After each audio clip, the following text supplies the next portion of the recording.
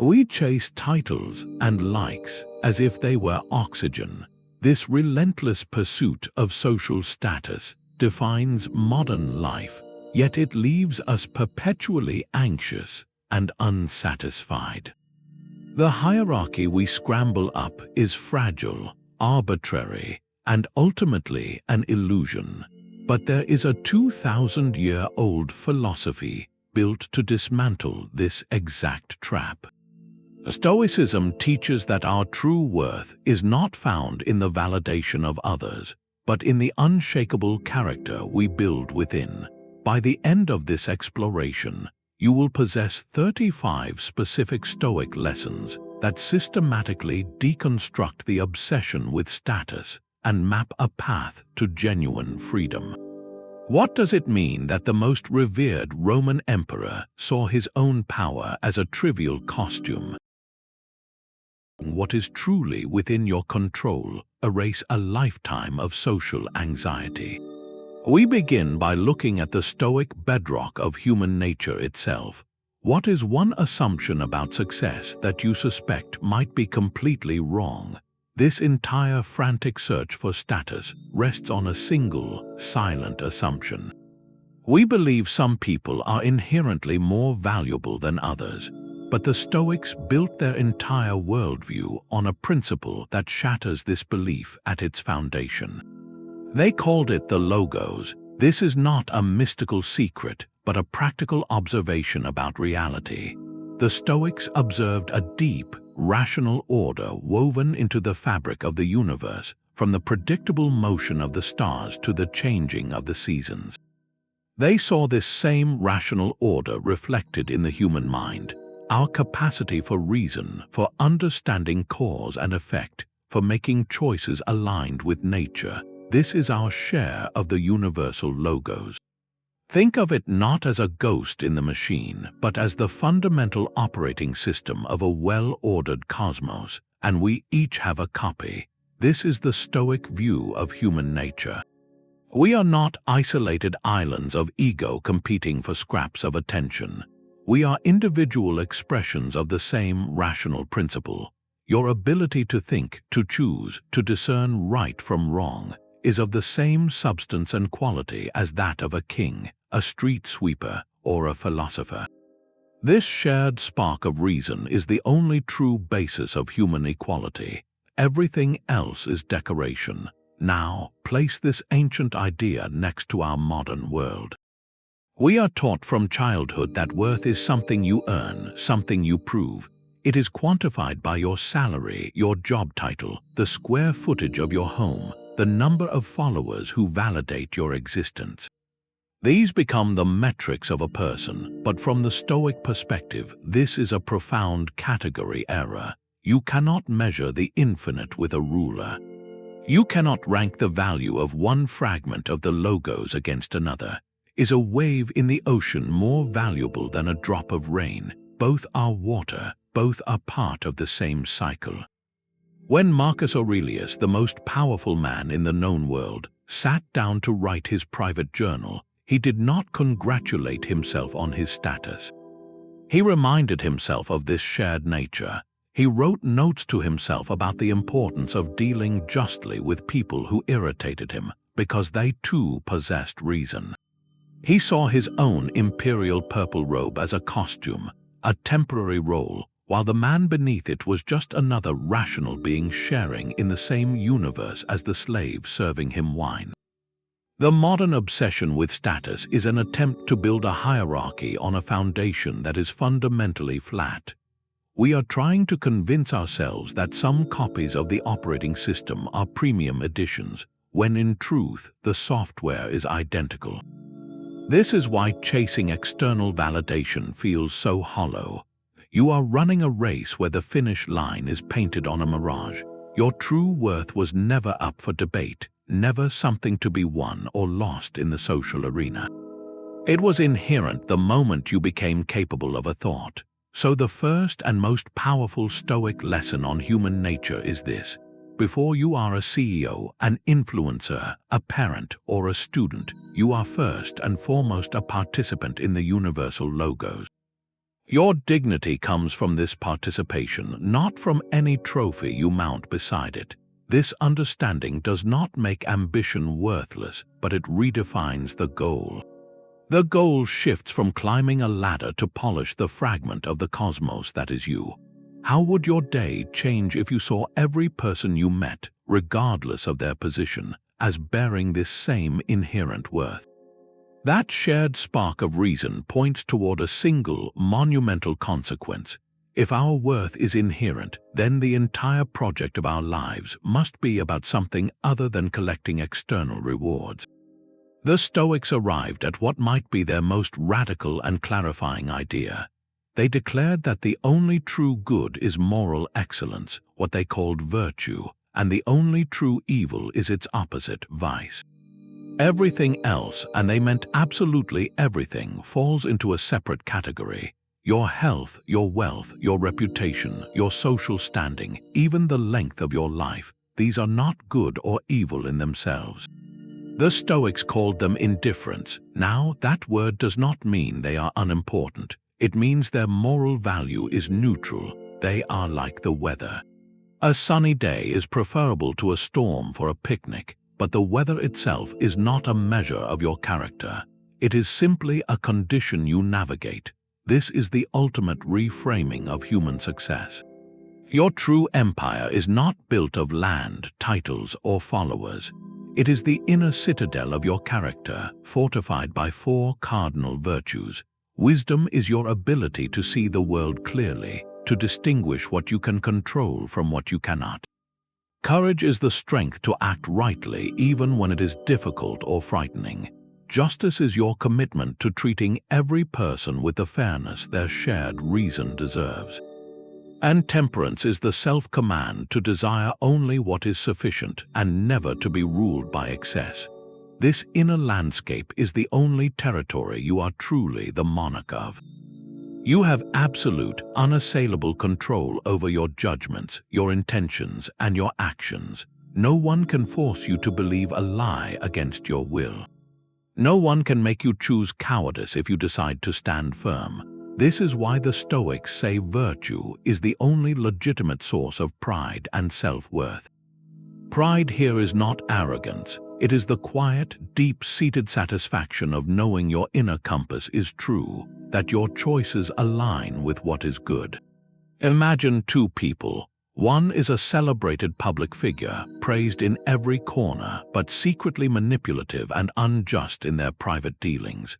The other is an unknown individual who faces daily hardships with grace, who is honest in small things, who helps a neighbor without expectation of reward. From the dizzying height of modern social status, the first person is winning. From the bedrock of Stoic philosophy, the second person is flourishing. Their character is their empire, and it is unshakable by gossip, market crashes, or changing trends. External status is an indifferent. It can be used virtuously or viciously. A high position can be a platform for immense justice and generosity, or a tool for corruption and cruelty. The position itself is neutral. The character of the person within it is everything. This is why Marcus Aurelius could see the imperial throne as a kind of duty post, not a prize. His focus was not on being emperor, but on being a good emperor. The role was the indifferent, his virtue in performing it was the good. When we internalize this, the frantic chase for status loses its power. You stop asking, how can I get more applause? You start asking, how can I act with more courage in this meeting? How can I practice more justice in this difficult conversation? How can I exercise more temperance with my desires? Your metric for a successful day shifts entirely. It is no longer about what you acquired, but about who you became. The pride you feel is no longer a fragile thing dependent on others' opinions. It is the solid ground of a choice well made, an intention honestly held. Your character is the one empire no one can invade, no one can tax, and no one can take from you. It is the only thing you truly own. So what would happen if, for just one day, you measured your worth not by your inbox or your income, but by the quiet integrity of your smallest decisions. But if character is our true empire, where does that leave everything else we spend our lives chasing? The Stoics developed a precise and liberating map for this very question. They divided all of existence into two distinct territories. In one territory lies the only true good, virtue, and the only true evil, vice. This is the realm of your character, your choices, your intentions. The other territory contains everything else in the universe: your physical body, your possessions, your career, your friendships, your reputation, and yes, your social status. To these things, the Stoics gave a deliberate and provocative label. They called them indifference. The term itself can feel jarring. It sounds like a dismissal. But in Stoic thought, indifference is not about apathy. It is about accurate classification. An indifferent is something that does not and cannot contribute to or subtract from your moral worth. It is external to your character's core. Yet within this vast category, the Stoics made a crucial, practical distinction. They spoke of preferred indifference and dispreferred indifference. Think of it as the difference between a calm sea and a storm. A calm sea is preferred for a smooth voyage. Good health is preferred over illness. Financial security is preferred over poverty. A respectful reputation is preferred over scorn. These states are naturally more agreeable, more useful for navigating life. But, and this is the pivotal point, they hold no moral weight. Having robust health does not make you a better person. Losing your wealth does not make you a worse one. They are conditions like the weather. You prepare for the storm, you appreciate the sunshine, but you do not base your self-esteem on the forecast. Now take this ancient framework and lay it over the obsession of our age. Modern social status is not a single thing. It is a complex, shimmering bundle of preferred indifference. It is wealth, certainly. It is reputation amplified through digital applause. It is a title that implies authority. It is the appearance of health and vitality. It is access and influence. We have woven these indifference into a glittering crown and convinced ourselves that wearing it defines our success, our happiness, our very value. We have mistaken a bundle of preferred conditions for the supreme good itself. This is the grand illusion. The promotion you worked for is a preferred indifferent. The 10,000 new followers are a preferred indifferent. The corner office with the view is a preferred indifferent. They are agreeable. They can provide comfort, opportunity, and a platform for good works.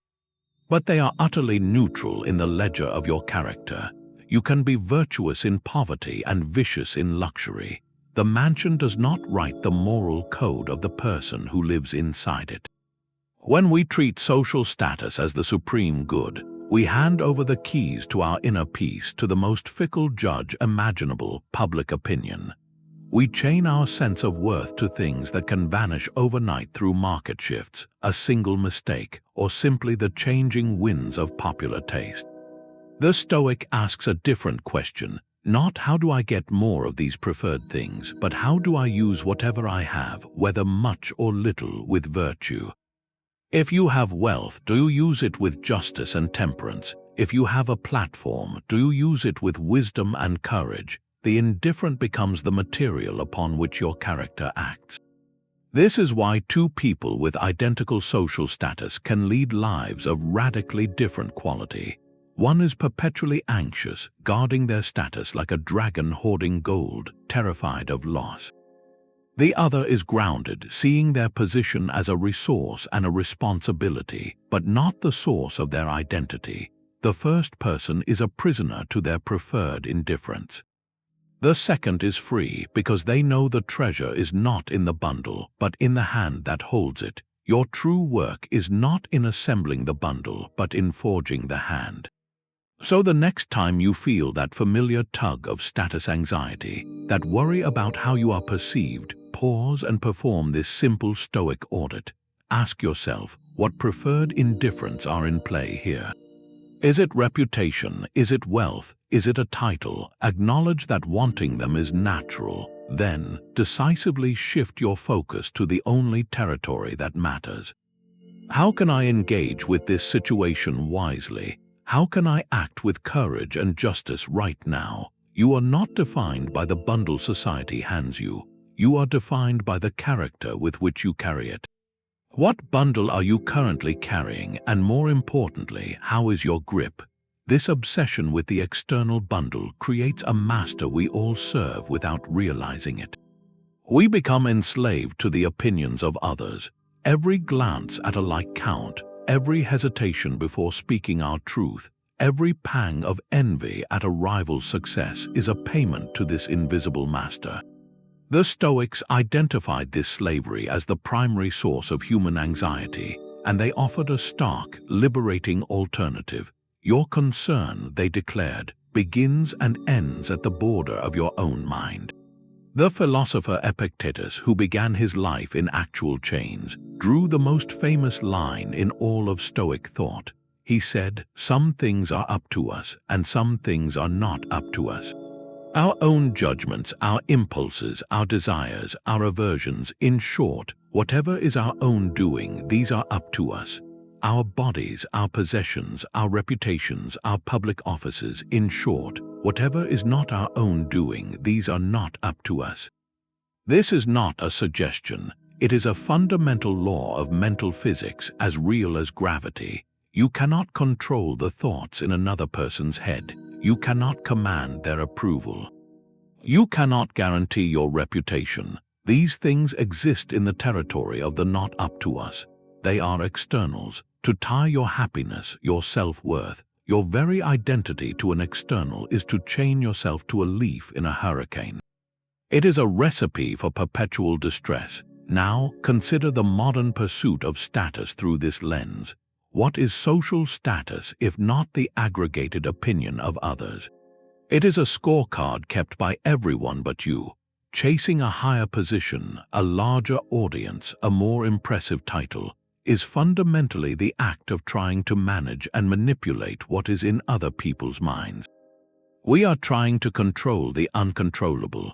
We perform, we polish our image, we hide our flaws, all in a desperate bid to steer the judgments of the world. And because we can never truly control those judgments, we live in a state of low-grade panic. What if they find out I am a fraud? What if my post does not perform? What if I lose my follower count? This anxiety is not a personal failing. It is the logical outcome of investing your soul in a realm where you have no sovereignty. The Stoic solution is not to become a hermit, indifferent to all human contact. It is to perform a radical act of reclamation. You withdraw your concern from the territory of other people's opinions and reinvest it entirely in the territory of your own choices. Your only task is to act with virtue, with excellence of character in the situation before you, speak with honesty, act with fairness, pursue your work with diligence. Do this because it is right, because it aligns with your nature as a rational being, not because you are fishing for a compliment or avoiding criticism. The results of your actions, the reactions they provoke, the opinions they generate, these belong to the world. They are not yours. They are simply the weather that arrives after you have planted your seeds. You control the planting. You do not control the harvest. This shifts the entire energy of your life from defensive to creative. Instead of asking, "What will they think of me?" you ask, "What is the right thing to do here?" The weight lifts because you are no longer carrying the impossible burden of managing universal approval. You are only carrying the manageable burden of your own integrity. Imagine two artists. The first creates work purely based on market trends, constantly checking social media to see what is popular, altering their style to please the crowd. They are successful but exhausted and secretly hollow because their art is not an expression of self but a calculation for applause. The second artist works from an inner vision, focused solely on the craft, on expressing the truth as they see it. They may achieve fame or they may toil in obscurity, but their peace does not depend on it. Their satisfaction comes from the act of creation itself, from the alignment of their effort with their purpose. The first artist is a slave to opinion. The second is free, regardless of their worldly status. This is the Stoic freedom. It is the freedom to be disliked, to be misunderstood, to fail in the eyes of the world, and yet to remain utterly unshaken, because your worth was never stored in those eyes to begin with. It was always only in the quality of your effort. So the next time you feel that familiar twist of anxiety about what someone might think, hear the voice of Epictetus from 2,000 years ago. Remind yourself of the line, "Is this thing up to me? Their opinion is not. My intention is. My effort is. Let that be enough." What one action could you take today, not for the applause it might bring, but simply because it is the right thing to do? This line between what is ours and what is not leads us directly onto a stage. The Stoics saw all of existence as a grand, unfolding play. You did not write the script. You did not cast the actors. You were simply handed a role by the director, which they called fate or universal nature. Your part might be that of a parent, a teacher, a leader, or someone who faces significant hardship. The costume you wear, the lines you are given, the length of your scene, these are not yours to choose. They are the indifference of your particular existence. But here is where the philosophy becomes profoundly active. Your sole duty, your only meaningful task, is to play the role you have been given and to play it well. What does playing well mean? It has nothing to do with applause from the audience. It means performing your part with the full excellence of your character, with wisdom, courage, justice, and temperance. The quality of your performance is the only thing that is truly yours to contribute. Now, place our modern obsession with status inside this ancient theater. So much of our anxiety and envy stems from a desperate desire to look across the stage and covet another actor's role.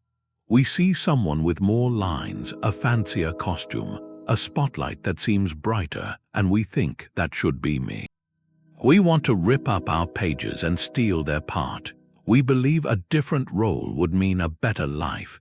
This is the futile, exhausting work of trying to rewrite a script we did not author. Status seeking, in this light, is nothing more than wishing for a different casting call. It is rejecting your given material in favor of a fantasy you believe is superior. But the Stoic asks a disruptive question. What if your role, however humble or challenging it appears, is the perfect vehicle for your moral development? What if the specific circumstances of your life, your so-called status, are the exact props you need to practice virtue? A person born into privilege has the stage to practice temperance and magnanimity. A person facing adversity has the platform to practice courage and resilience. The person serving others has the opportunity to practice justice and kindness daily. No role is inherently more worthy than another. A small, quiet part played with profound integrity contributes more to the moral fabric of the play than a lead role performed with vanity and spite.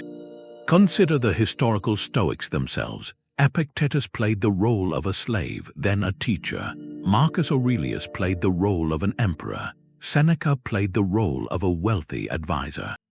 Their external circumstances could not have been more different. Yet they each focused on the same thing, performing their specific, fated role with as much virtue as they could muster.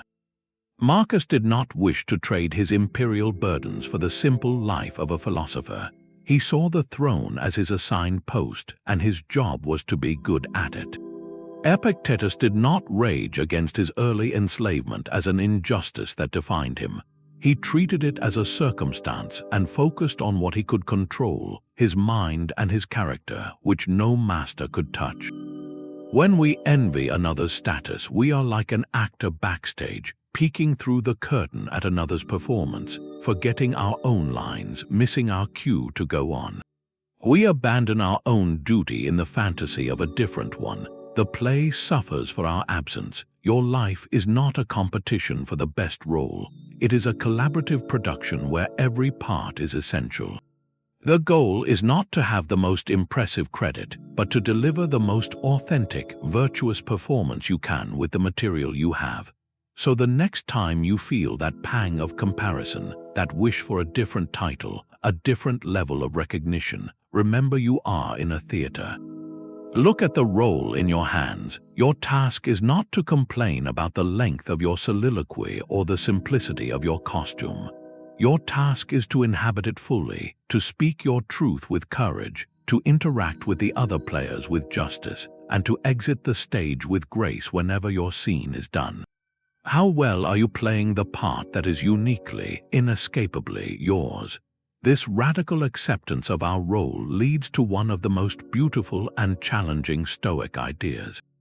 It is the concept of Amor Fati, a love of one's fate. The later Stoics, especially Marcus Aurelius, did not merely advise us to tolerate our circumstances. They urged us to embrace them, to love them as the perfect and necessary ingredients for our life's work.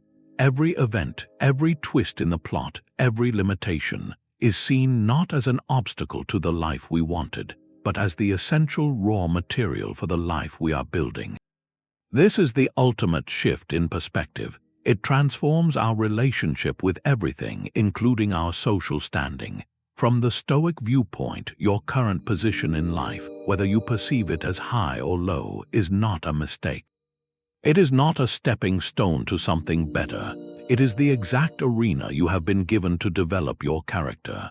The challenge of your specific situation is not a distraction from the path, it is the path itself. Think of a sculptor. A mediocre sculptor might look at a block of marble and see only its flaws, its awkward shape, its rough edges. They might complain that they were given inferior material, wishing instead for a perfect, smooth cube. But a master sculptor looks at the same block and sees the potential within it. The very cracks and irregularities suggest the form that wants to emerge.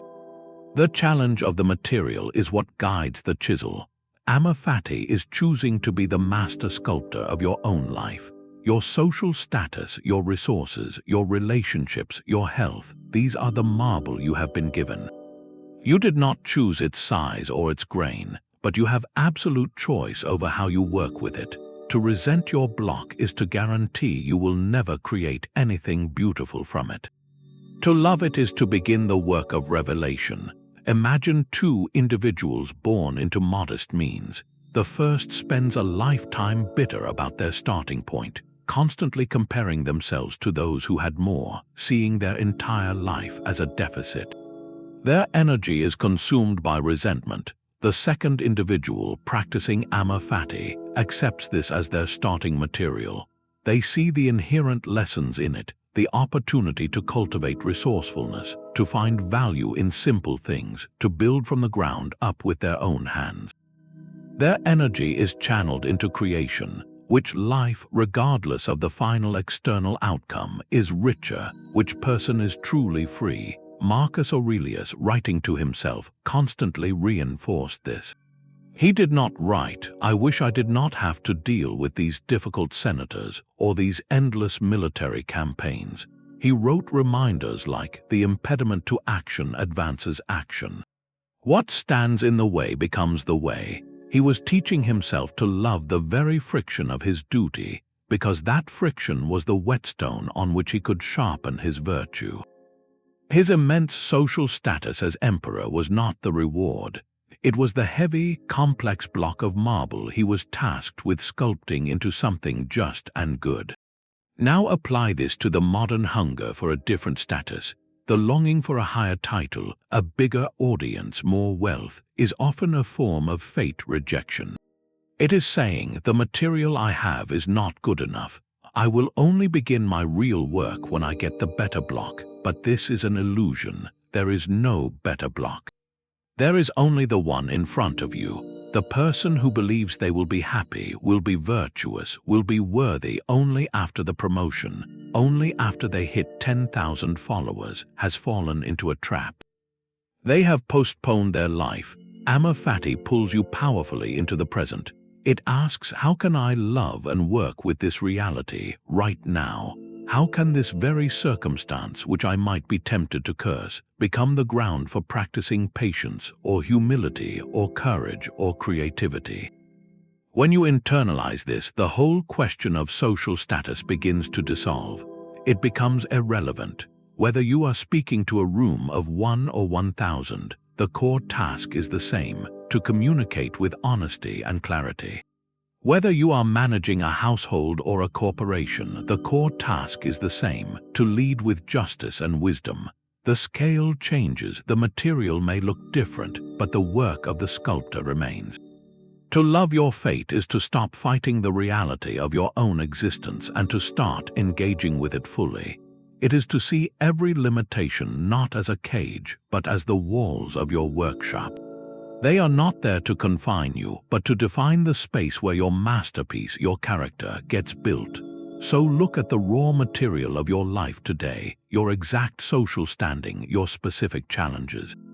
What if you decided, just for this moment, not to wish it were different, but to see it as the only thing you could possibly need to become who you are meant to be? The sculptor's workshop exists within a cosmos of staggering scale. The Stoics developed a powerful mental exercise to regularly remind themselves of this fact, a practice they called the view from above. It is a deliberate shift in perspective, a journey of the mind's eye from the clutter of daily life to the silent expanse of the universe. You begin by visualizing your immediate surroundings, then pull back mentally, seeing your town, your country, the curve of the earth from space. You continue outward, past the moon and the planets, until you see our solar system as a tiny speck in the arm of a galaxy, itself one of billions in an ever-expanding cosmos. Then you turn your gaze to time. You consider the vast stretch of human history that came before you, and the immense future that will flow long after you are gone. In this cosmic frame, the entire drama of human civilization, with all its wars, art, love, and ambition, occupies less than a blink. Your own life, and with it your social status, becomes a microscopic point within that blink. This is not meant to depress you. It is designed to free you. When you consciously adopt this perspective, the things that loom so large in your daily awareness, the promotion you did not get, the slight from a colleague, the envy you feel toward someone with a more impressive title, are revealed in their true proportion. They are reduced to their proper size. They are the equivalent of ants rearranging grains of sand on a single beach, on a single planet, in a universe of endless beaches. The psychological weight you have been carrying, the anxiety that your status defines your significance, simply cannot survive this vantage point. It evaporates in the face of such immensity. Imagine you are holding a pebble in your hand, and you are worrying about its exact shade of gray, its minor imperfections. Then you look up and see the mountain from which it came, and beyond it, a range of mountains stretching to the horizon under an infinite sky. The pebble is still there in your hand, but your relationship to it has fundamentally changed. Its importance is contextualized. The view from above does not make your life meaningless. It redefines meaning. It suggests that meaning is not found in how high you climb on a human-made ladder that is invisible from even a low Earth orbit. Meaning is found in the quality of your consciousness, in the dignity of your choices, within the brief, beautiful opportunity of your existence. When Marcus Aurelius practiced this, he was not belittling his duties as emperor.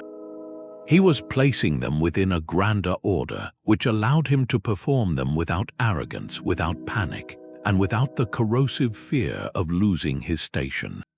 He could govern not for personal glory, which the cosmos would never notice, but for the sake of justice and duty, which are timeless principles. You can use this exercise as a direct tool, a mental reset button for status anxiety. The next time you feel that tightness in your chest about a social or professional slight, pause, close your eyes for a moment, pull the camera of your mind back. See the room you are in from the ceiling, then from the sky, then from the stars. Remember the centuries that have passed and the centuries to come. In that vastness, does that person's opinion of you truly hold the weight you are giving it? Does your job title describe anything permanent about your essence? This perspective shrinks the ego and expands the soul. It allows you to re-engage with your life not as a desperate climber on a fragile ladder, but as a conscious participant in a mysterious and awe-inspiring universe. Your concerns become lighter, your compassion for others grows because you see everyone, regardless of their status, as fellow travelers on the same small, bright world in the cosmic dark.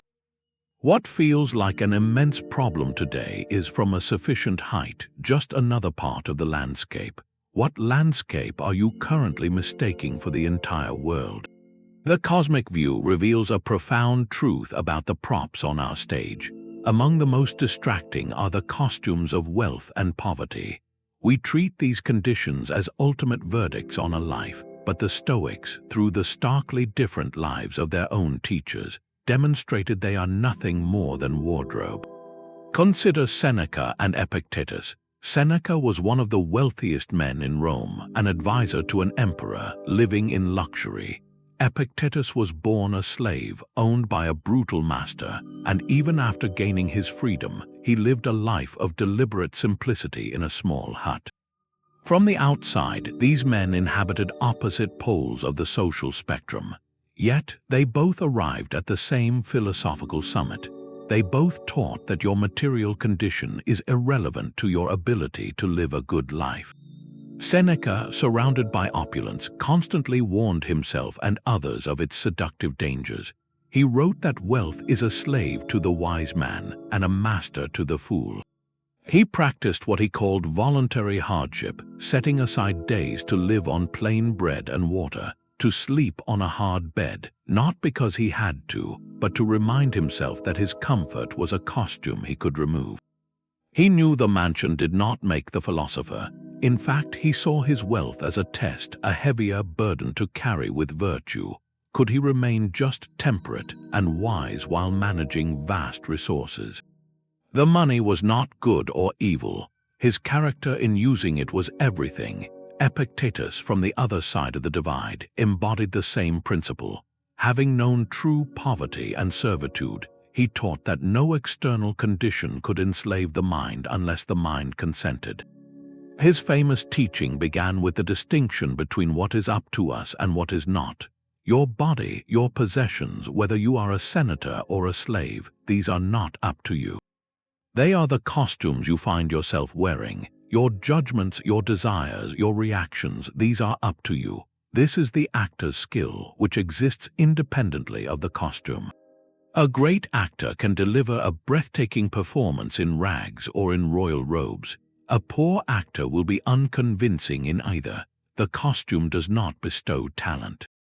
It merely sets the scene. We confuse the costume for the person. We see a person in fine clothes and assume a life of quality. We see someone in worn garments and make a judgment of lack. But the Stoic asks us to look past the fabric. Who is the person wearing it? Is the wealthy individual generous or greedy? Is the poor individual resentful or resilient? The answers to those questions reveal character. The bank statement does not. This is why the frantic chase for the costume of wealth is so misguided. You are exhausting yourself for a change of wardrobe, believing it will transform the actor within. But you take yourself with you into every room. If you are anxious, insecure, and unvirtuous in modest circumstances, you will likely be the same, just more insulated in wealthy ones. The costume changes, the performance does not. The real work is on the performance, on cultivating the virtues that make for a good human life regardless of the setting. Poverty, in the Stoic view, is simply a more austere costume. It presents different challenges, different opportunities to practice virtue. It can teach resourcefulness, appreciation for small things, and a freedom from the burdens of maintaining luxury. It is not a moral failing, nor is it a noble state in itself. It is a condition. The person inside that condition defines its meaning. When we internalize this, our relationship with money and status softens. We see them as tools, as set dressing, not as sources of identity. We can pursue resources to provide for our needs and to help others, but we do not tie our self-worth to the pursuit. We can face financial hardship without believing our worth has been diminished, because our worth was never stored in our account balance. It is stored in our capacity to choose courage in the face of that hardship, to meet difficulty with grace. The costume may be tattered, but the actor's skill can shine all the brighter against a stark backdrop. So look at your own life, at the material costume you currently wear. Is it one of abundance or limitation? Now, ask the only Stoic question that matters. Regardless of this costume, how am I performing my part? Am I using my current resources, whether many or few, with wisdom and justice? Your answer has nothing to do with money and everything to do with the wealth of character you carry inside. Fame promises to make our name echo through time, a sound that will outlast our own breath. But the Stoics listened to that promise and heard only a hollow ring.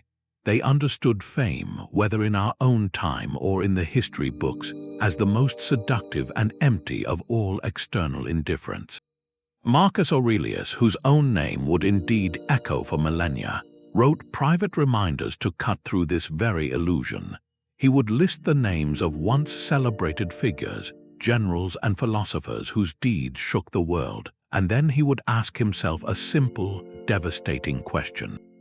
Where are they now? They are utterly forgotten, he notes, or reduced to a faint rumor in a dusty text. He writes, consider the abyss of time past, the infinite chasms of the future. In this expanse, what is the difference between being remembered for 300 years and being remembered for 3? Both are a blink against eternity. The applause of the crowd, the glowing biography, the statue in the square, these are not monuments to the person. They are echoes of a single clap in an immense, empty canyon. The clap was the action, the moment of virtue or vice. The echo is just sound, distorted by distance, fainter with each rebound, until it disappears into silence. To spend your life chasing that echo is to turn your back on the substance of the clap itself. It is to live for the rumor of your life rather than the reality of it. Think of an artist who becomes obsessed with their legacy, with how critics will view their work in 100 years. They may start creating not from genuine expression, but from a calculated guess about future tastes. Their work becomes stiff, a time capsule meant to impress ghosts. They have sacrificed the authentic, creative present for a fantasy of posthumous validation. The Stoic artist, in contrast, focuses solely on the craft of this moment, on making the truest thing they can with the skills they have. If an echo follows, it is irrelevant to the quality of the work done. This applies perfectly to our modern world of personal brands and digital legacies. We curate our social media feeds as if building a museum for future admirers. We polish our image, often hiding our true struggles, to project a version of ourselves that we hope will be remembered fondly. We are essentially writing our own eulogies in real time, and in doing so, we are missing the actual living. The pursuit of a famous name, or even a respectable reputation after we are gone, distracts us from the only thing that ever mattered, the character we are building right now. That character is built in the unseen choices, the private integrity, the small acts of kindness no one posts about. It is built when you tell the truth, even when it costs you social capital. It is built when you help someone who can never repay you. These are the substantial stones of a meaningful life, and they make no sound that echoes. They simply add weight and solidity to your being. The person who lives for their posthumous reputation is like an architect who spends all their time designing an ornate, lavish mausoleum, while neglecting to build a strong, warm, and livable house for their present existence. They will have a magnificent tomb and a life spent in a shack. The Stoic asks, why live in the shack? Build the sturdy house of good character and inhabit it fully.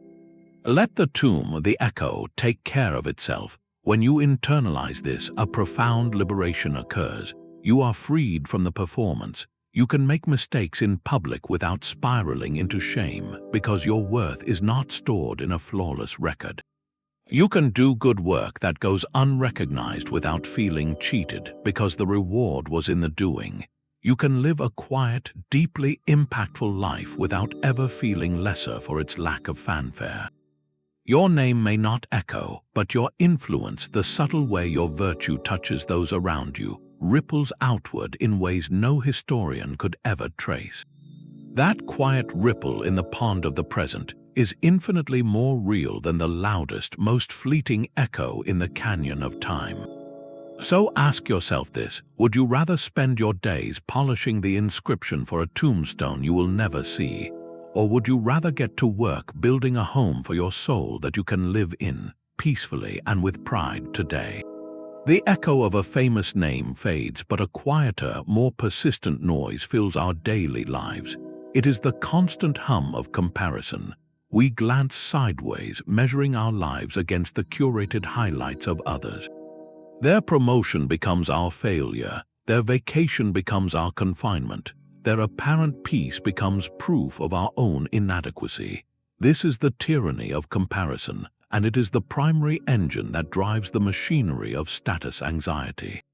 We have built a global arena where everyone is a competitor, and we are perpetually checking the scoreboard. The Stoics diagnosed this tendency not as a minor character flaw, but as a fundamental surrender of your own agency. When you compare your journey to someone else's, you are handing them the remote control to your inner peace. You are allowing their circumstances, which you did not choose and cannot control, to dictate your emotional state. Your happiness becomes a hostage to their highlight reel. The antidote the Stoics prescribed is deceptively simple, yet profoundly difficult: stop looking sideways. There are only two comparisons that hold any value, and both direct your gaze inward. First, compare yourself to who you were yesterday. Are you wiser? More courageous, more just? Did you handle a familiar frustration with more grace? This is a comparison within your sphere of control. It turns life into a craft where you are the sole apprentice and master, focused on incremental improvement of your own character. The second and ultimate comparison is to the ideal of virtue itself. Measure your actions against the standard of wisdom, courage, justice, and temperance. Not against your neighbor's new car or your colleague's job title. The question shifts from, why do they have more than me, to, did I act with integrity in that difficult conversation?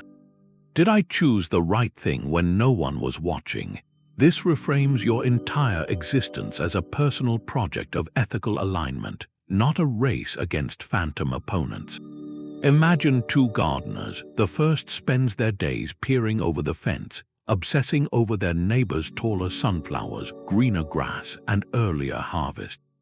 They neglect their own watering and weeding, consumed by envy and a sense of defeat. Their garden withers. The second gardener keeps their eyes on their own soil. They learn from their own mistakes from last season.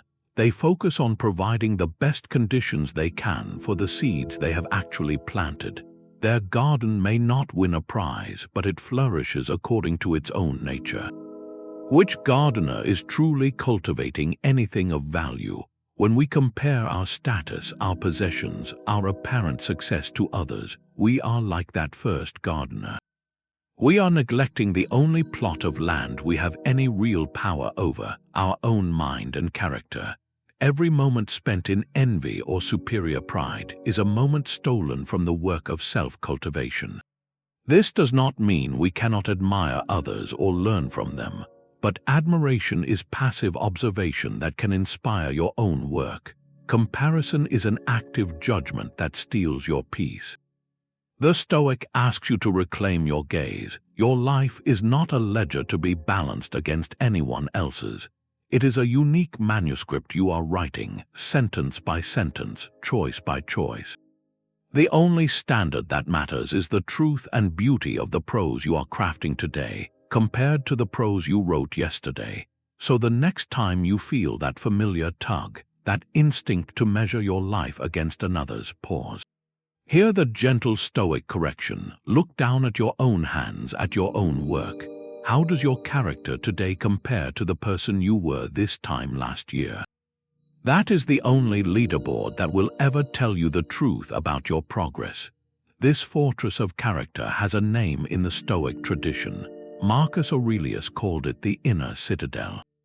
It is not a vague feeling of confidence. It is a deliberate, fortified structure of the mind, built brick by brick through the daily practice of reason and the four virtues. Its walls are not made of stone but of clear judgment. Its gates are guarded by self-discipline, and once constructed, it becomes a sanctuary of peace that no external event, no insult, and certainly no shift in social standing can ever breach. Imagine a literal fortress on a hill. Outside its walls, a chaotic world unfolds. There are parades of praise and processions of blame. There are messengers bringing news of promotions and demotions. There are storms of gossip and droughts of recognition. All of this is the weather of external life. It rages and calms, shifts and changes. But inside the citadel, in the quiet central courtyard, stands the true you, the ruling faculty of your mind. It observes the weather, but it is not defined by it. The walls are high enough that the noise cannot disturb the inner silence. This is the Stoic ideal of self-sovereignty. Your social status is one of those processions outside the walls. It might be a grand parade with flags and music, or it might be a single, quiet traveler. But the parade does not get to dictate the mood inside the fortress. The ruler inside, your reason, decides whether to even acknowledge the spectacle. An insult shouted from the base of the walls is just sound. It only becomes an injury if you open the gate, invite it in, and agree with its message. A demotion at work is like a messenger arriving with a different colored banner. It is information about a change in the external landscape, but your worth, your character, your virtue, these are not stored in the banner. They are the very foundation of the citadel itself. The banner changes, the foundation does not. This is why status symbols are utterly powerless against these walls. A luxury car, a corner office, a prestigious title, these are like decorative flags that others plant outside your fortress. They may be pleasing to look at. They may make the external view more impressive to passers-by, but they do not strengthen the walls one bit. In fact, if you come to believe those flags are part of the structure, you make your citadel vulnerable. Because flags can be stolen, torn down, or fade in the sun. If your sense of security is tied to them, their loss feels like a breach in your defenses. But a true Stoic citadel needs no external decoration to be secure. Its strength comes from the quality of its construction, from the wisdom of its design, the courage of its sentinels, the justice of its rule, and the temperance of its supplies. Someone could strip every flag, every symbol from the outside, and the fortress would stand unmoved and unshaken. The person inside remains whole. Think of a historical figure who endured immense external loss, like Nelson Mandela during his long imprisonment. The world stripped away every conventional status symbol he had, his freedom, his career, his public voice. Yet, by fortifying his inner citadel with purpose and principle, he emerged not diminished but stronger in character, his inner authority more undeniable than ever. The prison could not breach his mind. We face smaller, daily sieges. A rude comment online is an attempt to lob a stone over your wall. A snub at a social event is an attempt to scale your defenses with social pressure. The question is, have you built your walls high enough? Have you trained the guard, your reason, to recognize these projectiles for what they are, mere external events and not truths about your worth? Every time you pause before reacting, every time you choose a principled response over a spiteful one, you are adding another brick to that wall. You are proving to yourself that your peace is not for sale, not for a compliment, and not for a critique. The goal is not to become numb or uncaring.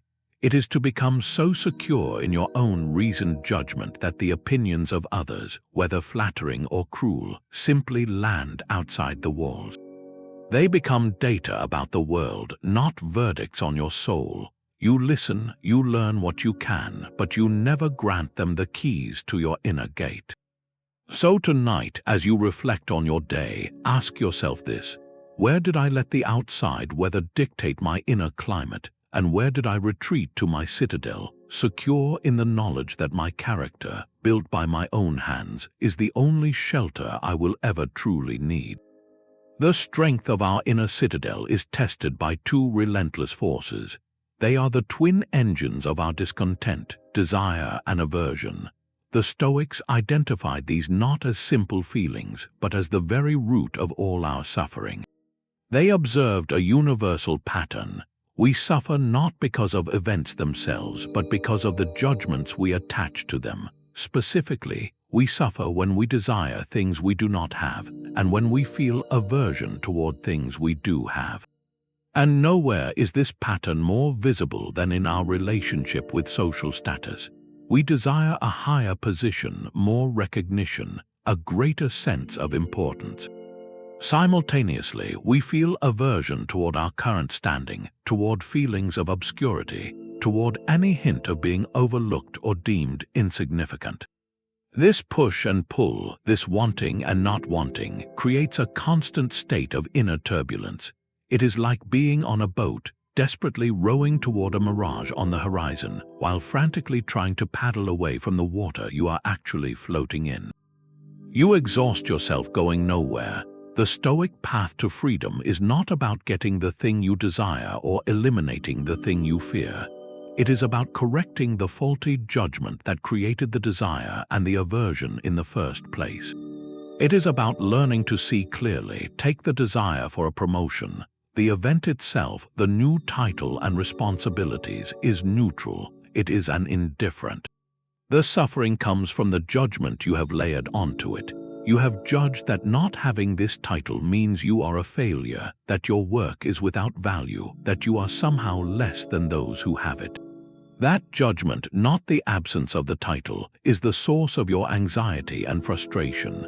Now look at the aversion side. Perhaps you feel a deep aversion to your current role, seeing it as beneath you, as a mark of low status. Again, the role itself is a set of tasks and duties. It is neutral. The suffering comes from your judgment that this role is shameful, that it defines you as small. You are in conflict with your own reality, and that conflict is pure, self-inflicted distress. Epictetus, with his piercing clarity, laid it out plainly. He said, "People are not disturbed by things, but by the views they take of them." When you are distressed about your social standing, you are not distressed by the standing itself. You are distressed by your own belief about what that standing means. The path forward is to interrogate that belief. Is it true that your worth is determined by this title? Is it true that this current role makes you insignificant? When you examine these judgments under the light of reason, they begin to crumble. You remember your shared nature in the logos. You recall that virtue is the only good. You see the role as a costume in a play. From this corrected perspective, desire softens. You can work toward a promotion not because you need it to feel whole, but because it might be a preferred indifferent that offers a broader platform for your skills. Aversion dissolves. You can perform your current duties not with resentment, but with the focus of a craftsman, seeing them as the raw material for practicing diligence, patience, and excellence. This is the real Stoic work. It happens in the quiet moments of self-reflection. It is the practice of catching yourself in the act of wanting or rejecting and asking, what judgment am I making here? Is this thing truly good or evil, or have I mistakenly labeled it so? When you stop labeling external conditions as necessary for your happiness, you reclaim an astonishing power. The world did not give you your peace, so the world cannot take it away. Your boss cannot deny you a promotion and thereby ruin your life unless you have judged that the promotion was your life. The critic cannot insult you and wound your soul unless you have judged that their opinion defines your soul. You begin to see that the prison door was never locked. You were the one who believed it was, and so you never tried the handle. Freedom is not the absence of desire or aversion. It is the understanding that they are signals, not commands. They point to a judgment that needs your attention. Your job is not to obey the signal, but to investigate its source. When you do, you find that the source is always within your own mind, and therefore always within your power to repair.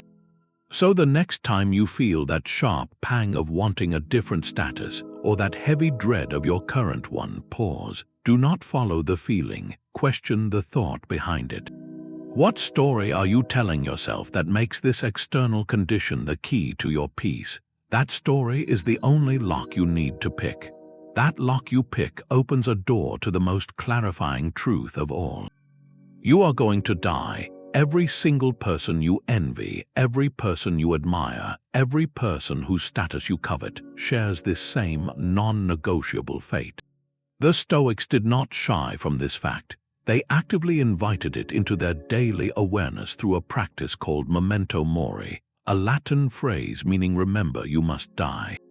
This was not a morbid obsession with endings. It was the ultimate tool for focusing on beginnings, for stripping life down to its essential priorities. When you hold the finite length of your existence in mind, the glittering distractions of social competition lose their luster. They are revealed for what they are, a game of musical chairs played in a room where the music never stops, but everyone eventually must leave. Who wins a game like that? The point is not to win, but to realize you were never really playing. Imagine you are given a diagnosis from a doctor that gives you 1 year to live. In that moment, a profound clarity descends. The petty office politics, the anxiety over your follower count, the burning need to impress people you do not even like, all of it falls away like dry leaves. What remains? Your relationships with loved ones, the projects that truly matter to you, the desire to leave some small, positive mark, the wish to live your remaining days with authenticity and peace. Memento Mori is the practice of granting yourself that clarity without the diagnosis. It is a daily, gentle whisper in your ear, reminding you that your time is limited and precious. It asks one devastatingly simple question: is this thing I am spending my energy on, this status I am chasing, worthy of a portion of my irreplaceable life? When you view your life through this lens, the race for social advancement is exposed. It is a race where the finish line is a cliff edge, and the trophy is made of dust. No amount of wealth, fame, or power exempts you from the final outcome. The emperor and the slave meet the same end. This realization is not depressing. It is the most liberating gift you can give yourself. It cuts through the noise and tells you what actually matters. The philosopher Seneca wrote extensively on the shortness of life. He argued that life is long enough if you know how to use it. The problem, he said, is that we waste it on trivialities, on pleasing others, on chasing things that do not fulfill our true nature. We act as if we have an infinite supply of time, and so we squander it on the infinite distractions of status. Memento Mori returns the value to your time by reminding you of its limit. Think of it as the ultimate budgeting tool. You would not spend your last dollar on something worthless. Why would you spend your last day, or even your last hour, on posturing for an audience whose opinion will not matter in a century? This practice shifts your focus from breadth to depth, from accumulation to meaning. Instead of asking, how can I be more important, you start asking, how can this moment be more meaningful? How can I connect more deeply? How can I create something true? The person obsessed with their LinkedIn profile is building a monument to a self that will not exist. The person practicing Memento Mori is tending the garden of a self that is alive right now. They know the season is finite, so they focus on the quality of the bloom, not on comparing their flower to the one in the next yard. This is why the Stoics considered the contemplation of death to be a source of vitality, not despair. It pulls you powerfully into the present. It makes you less willing to postpone your life, to say, I will be happy when I get the promotion, when I am respected, when I arrive. You realize you have already arrived. This is it. This day, this interaction, this breath is the material of your life. To waste it in anxious striving for a higher rank is to miss the point entirely. So try this. Each morning as you begin your day, take one quiet moment to acknowledge your mortality. Do not dwell on fear. Simply let the fact settle in. Then ask, if this were my last year, my last month, my last week, would I approach today differently? Would I bother with that grievance? Would I stress over that slight? Would I withhold that compliment? The answer will instantly reorder your priorities. The race for status will fade into the background, and the real work of living, of loving, of creating will step into the light. Your time is the only currency that truly counts. How will you spend it before the account closes? This shared fate places us all on the same side of a much larger struggle. The Stoics observed a fundamental truth about our species that our modern status games work tirelessly to make us forget. They called it Oikeiosis, the idea that our nature is not solitary or combative, but profoundly social and cooperative. We are wired for connection, for mutual aid, for building things together. From the moment we are born, utterly dependent on the care of others, to the complex societies we construct, our survival and flourishing are collective projects. The philosopher Hierocles illustrated this with his famous circles of concern. He pictured the self at the center of a series of concentric circles. The first circle holds our immediate body and mind. The next holds our family, then our neighbors, our community, our country, and finally, all of humanity. The task of a good life, he said, is not to strengthen the outer walls of our own central circle, but to deliberately draw those outer circles inward, to bring the concerns of others closer to our own. Our natural impulse is to care, to extend ourselves. This is the architecture of a healthy human soul. Now, contrast this with the architecture of the modern status game. That game is built on a very different blueprint. It is not a set of concentric circles, but a steep, narrow pyramid. It teaches us that for me to rise, someone else must fall or be left behind. It frames every interaction as a subtle competition for a limited resource called importance. We are pitted against our colleagues for one promotion, against our peers for social recognition, against strangers online for a finite pool of attention. This framework is not just stressful, it is a direct violation of our design. It forces us to act against our own nature. We are taking a brain and a heart built for teamwork and trust, and forcing it into a gladiatorial arena where only one can leave with the trophy. The anxiety this produces is not merely fear of failure. It is the deep, biological dissonance of a social creature trying to survive in an artificially solitary contest. Think of a wolf pack. Its strength and success depend on coordination, on each member playing a role for the good of the whole. The pack hunts together, raises pups together, protects its territory together. Now imagine forcing those wolves to fight each other daily for the title of alpha, convincing each one that its worth depends on being above the others. The pack would tear itself apart from the inside. Its natural cooperative strength would be utterly wasted on internal conflict. This is what we do to ourselves in the status chase. We redirect our immense social energy, meant for building and creating together, into monitoring, comparing, and subtly undermining each other. We become a pack at war with itself. The Stoic alternative is to remember our original programming. Your success is not independent of the success of those around you. A rising tide lifts all boats. When you act with justice, you create a more just environment for everyone. When you act with generosity, you strengthen the fabric of your community, which in turn supports you. The goal shifts from climbing over people to building with them. This does not mean there is no excellence or achievement. It means excellence is measured by contribution, not by rank. The master carpenter is not in competition with the apprentice. The master's success is in teaching, in improving the craft, in leaving a legacy of skill that elevates the entire workshop. Their status comes from their ability to give, not from their position above others. When you internalize this, your relationship with your own ambitions transforms. You stop asking, "How can I be better than them?" You start asking, "How can my work be of greater service? How can my presence make this team stronger? How can I use my current position, however modest, to draw the circles of concern a little closer?" The envy that once festered when a colleague succeeded can turn into genuine appreciation, because their success now reflects well on the shared project you are part of. Their win is not your loss, it is proof that the team is capable of great things. This is the natural state the status game obscures. It sells us a story of scarcity in a world of abundant potential for collective growth.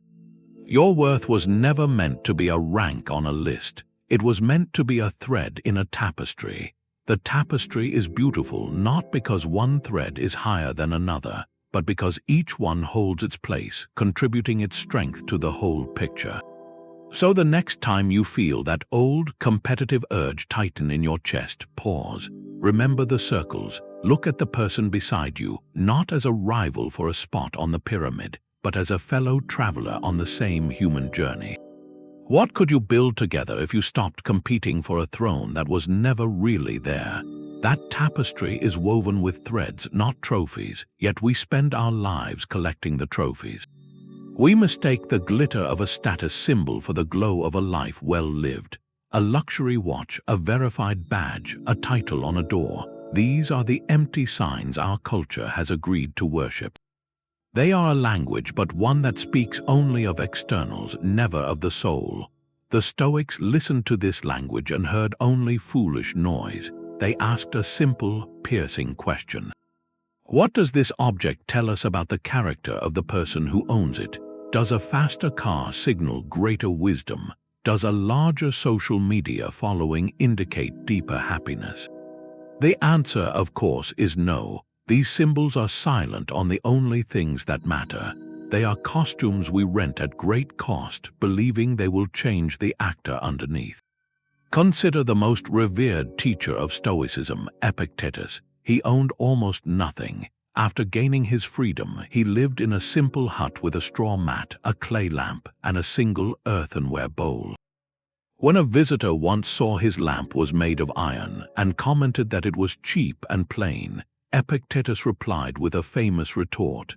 He said, "I should be content if I were as plain and simple in my life as my lamp is in its form." His greatness was not stored in possessions, but in the clarity of his thought and the integrity of his character, which drew students from across the empire to his humble door. His status symbol was the quality of his mind, a treasure no thief could steal and no fire could burn. Contrast this with the Roman elite of his day, parading in silks and jewels, their litters carried by slaves, their walls adorned with gold. History remembers their extravagance as a footnote to decadence, while it remembers Epictetus's words as a manual for living. The symbol of luxury spoke of wealth. The symbol of the clay lamp spoke of freedom. Modern status symbols are just new dialects of this ancient, empty language. The luxury good whispers not of quality, but of exclusivity. Its primary function is not to tell time or carry belongings, but to signal that you can afford to spend a small fortune on something non-essential. It is a badge that says, "Look at my resources." But resources are indifferent. They can be used for good or ill. The badge says nothing about the wisdom or justice with which those resources are employed. A social media metric is even more hollow. A follower count is a measure of attention, not respect. A like is a fractional unit of momentary engagement, not a testament to virtue. We confuse the volume of the noise around us for the substance of our lives. We are like children who believe the person with the loudest whistle must be the leader of the parade. The Stoic lens reveals these symbols as attempts to outsource our sense of worth. We feel insecure, so we purchase a symbol we hope will make others see us as secure. We feel unimportant, so we chase a title we hope will force others to treat us as important. It is a confession of doubt. We do not trust our own character to communicate our value, so we borrow the borrowed prestige of a brand or a rank. But this is a leaky vessel. The confidence it provides is conditional and temporary, lasting only until a newer model is released or someone else gets a higher rank.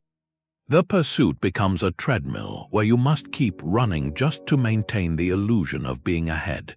True symbols in the Stoic sense are not purchased or bestowed. They are earned through action and etched in character. The symbol of a calm demeanor in crisis speaks of courage. The symbol of a fair decision when tempted speaks of justice.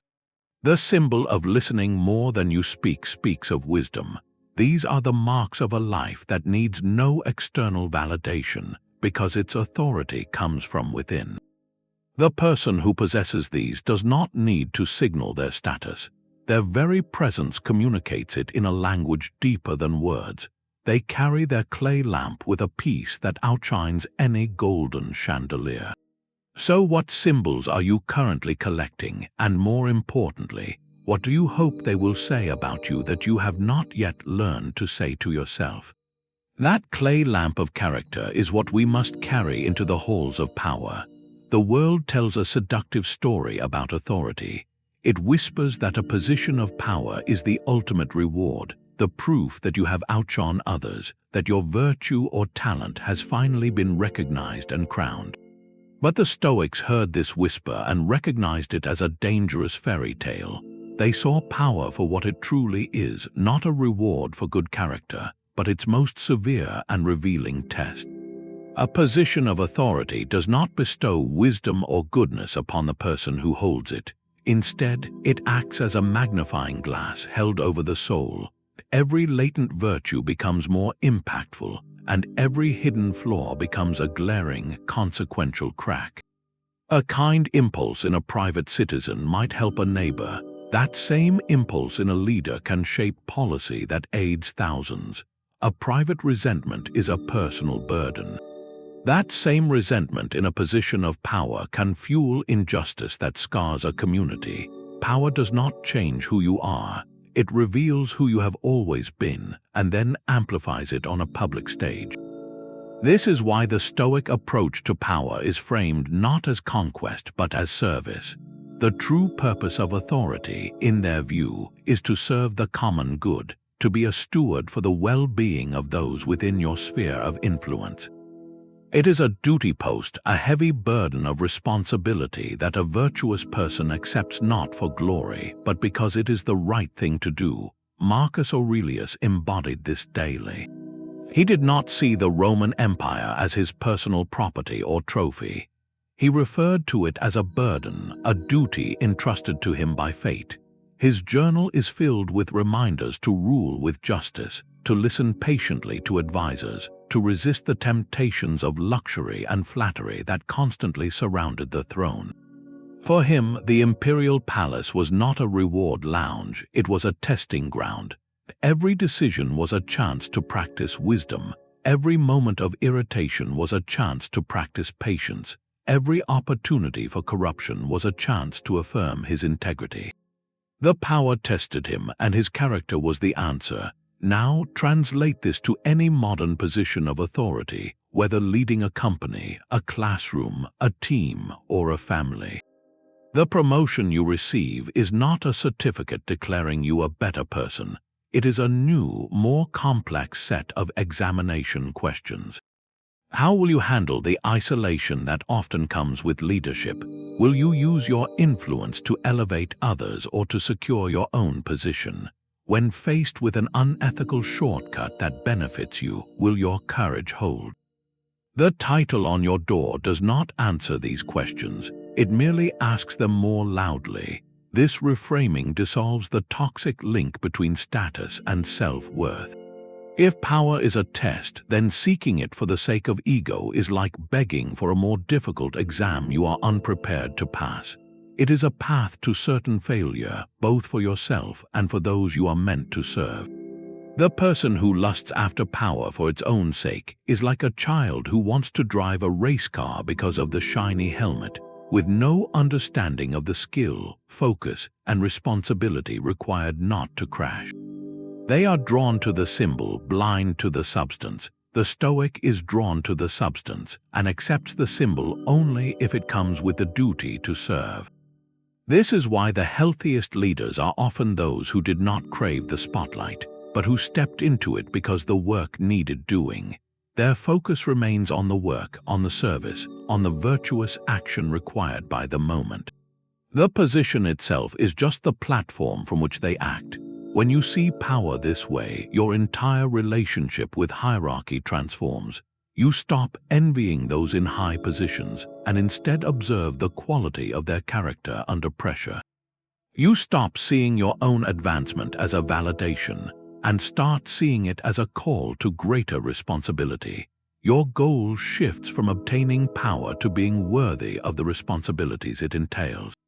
So the next time you are granted any measure of authority, small or large, ask yourself the Stoic question: is this a reward I am enjoying or a test I am now taking? The quality of your service will be your only true grade. This test of power reveals a simple but overlooked truth. The most secure form of authority is not over others, but over yourself.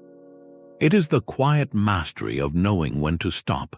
The Stoics called this temperance, and they saw it not as a restriction, but as the very source of serenity. In a world screaming for more, the ability to define enough is a revolutionary act of freedom. Your social status is not a fixed point, but a horizon that recedes as you approach it. The promotion you get simply reveals the next higher title on the ladder.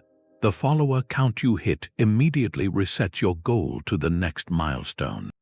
This is the consumerist engine of status seeking, designed to keep you perpetually hungry, forever in motion, and fundamentally unsatisfied. It sells you the lie that contentment is always one more achievement away.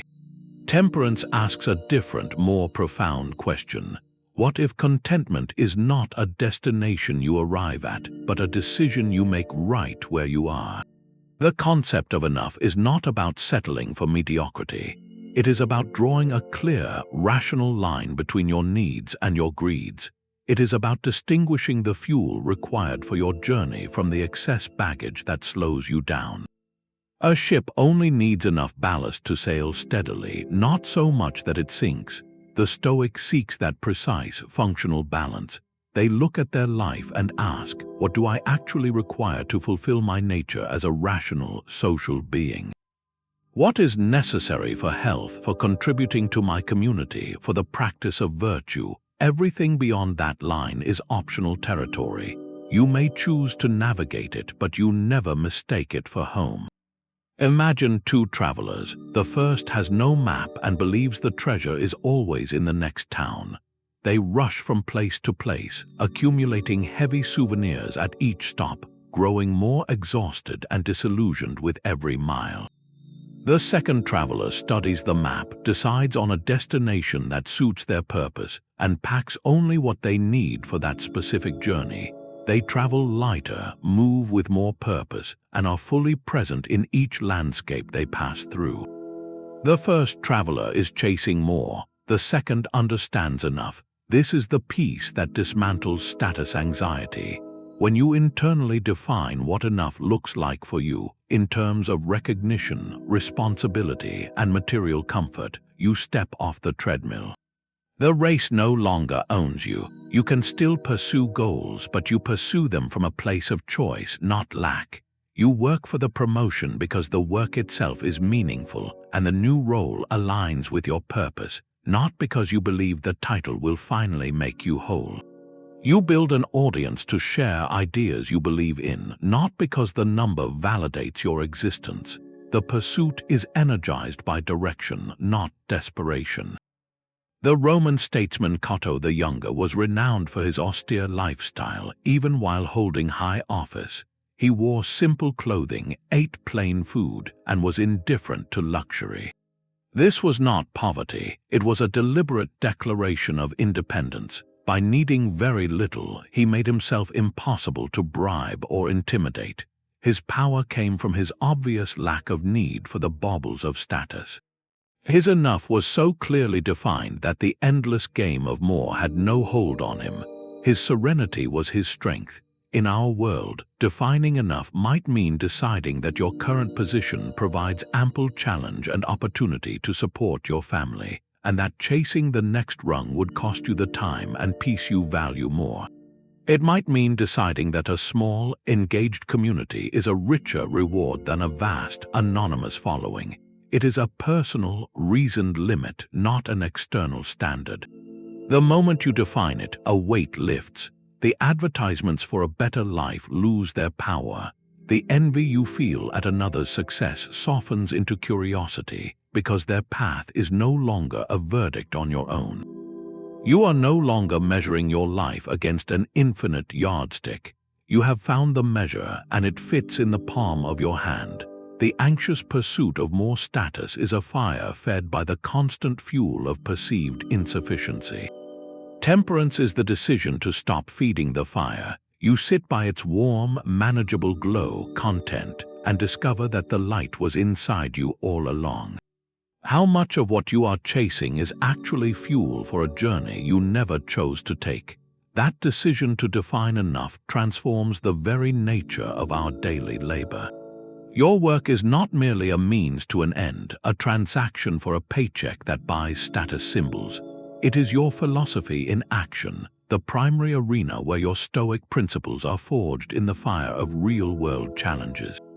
The modern world often divides work into two categories, prestigious and menial, and tells us our value is determined by which side of that line we stand on.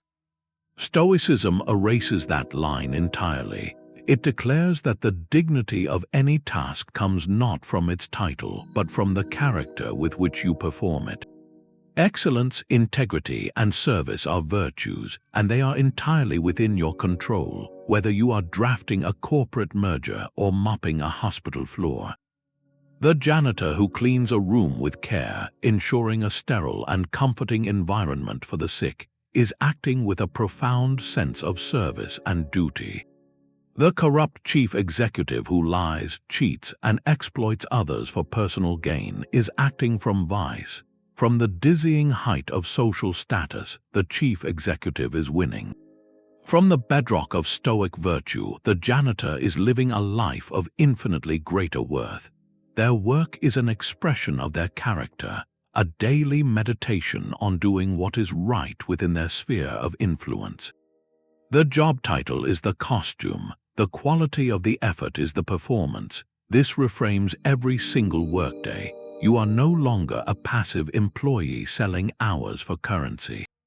You are an active practitioner, using your specific duties as the raw material for building wisdom, courage, justice, and temperance. The difficult client is not an interruption to your peace, but an opportunity to practice patience and clear communication. The tedious report is not a meaningless chore, but a chance to cultivate diligence and attention to detail. The ethical dilemma, however small, is a test of your integrity when no one is watching. Your workplace becomes your gymnasium for the soul.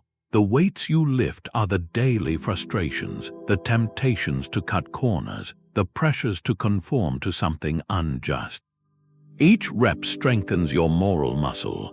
This is why the Stoic finds a deep, quiet pride in work well done, regardless of recognition. The satisfaction comes from the internal knowledge that you met the challenge with virtue.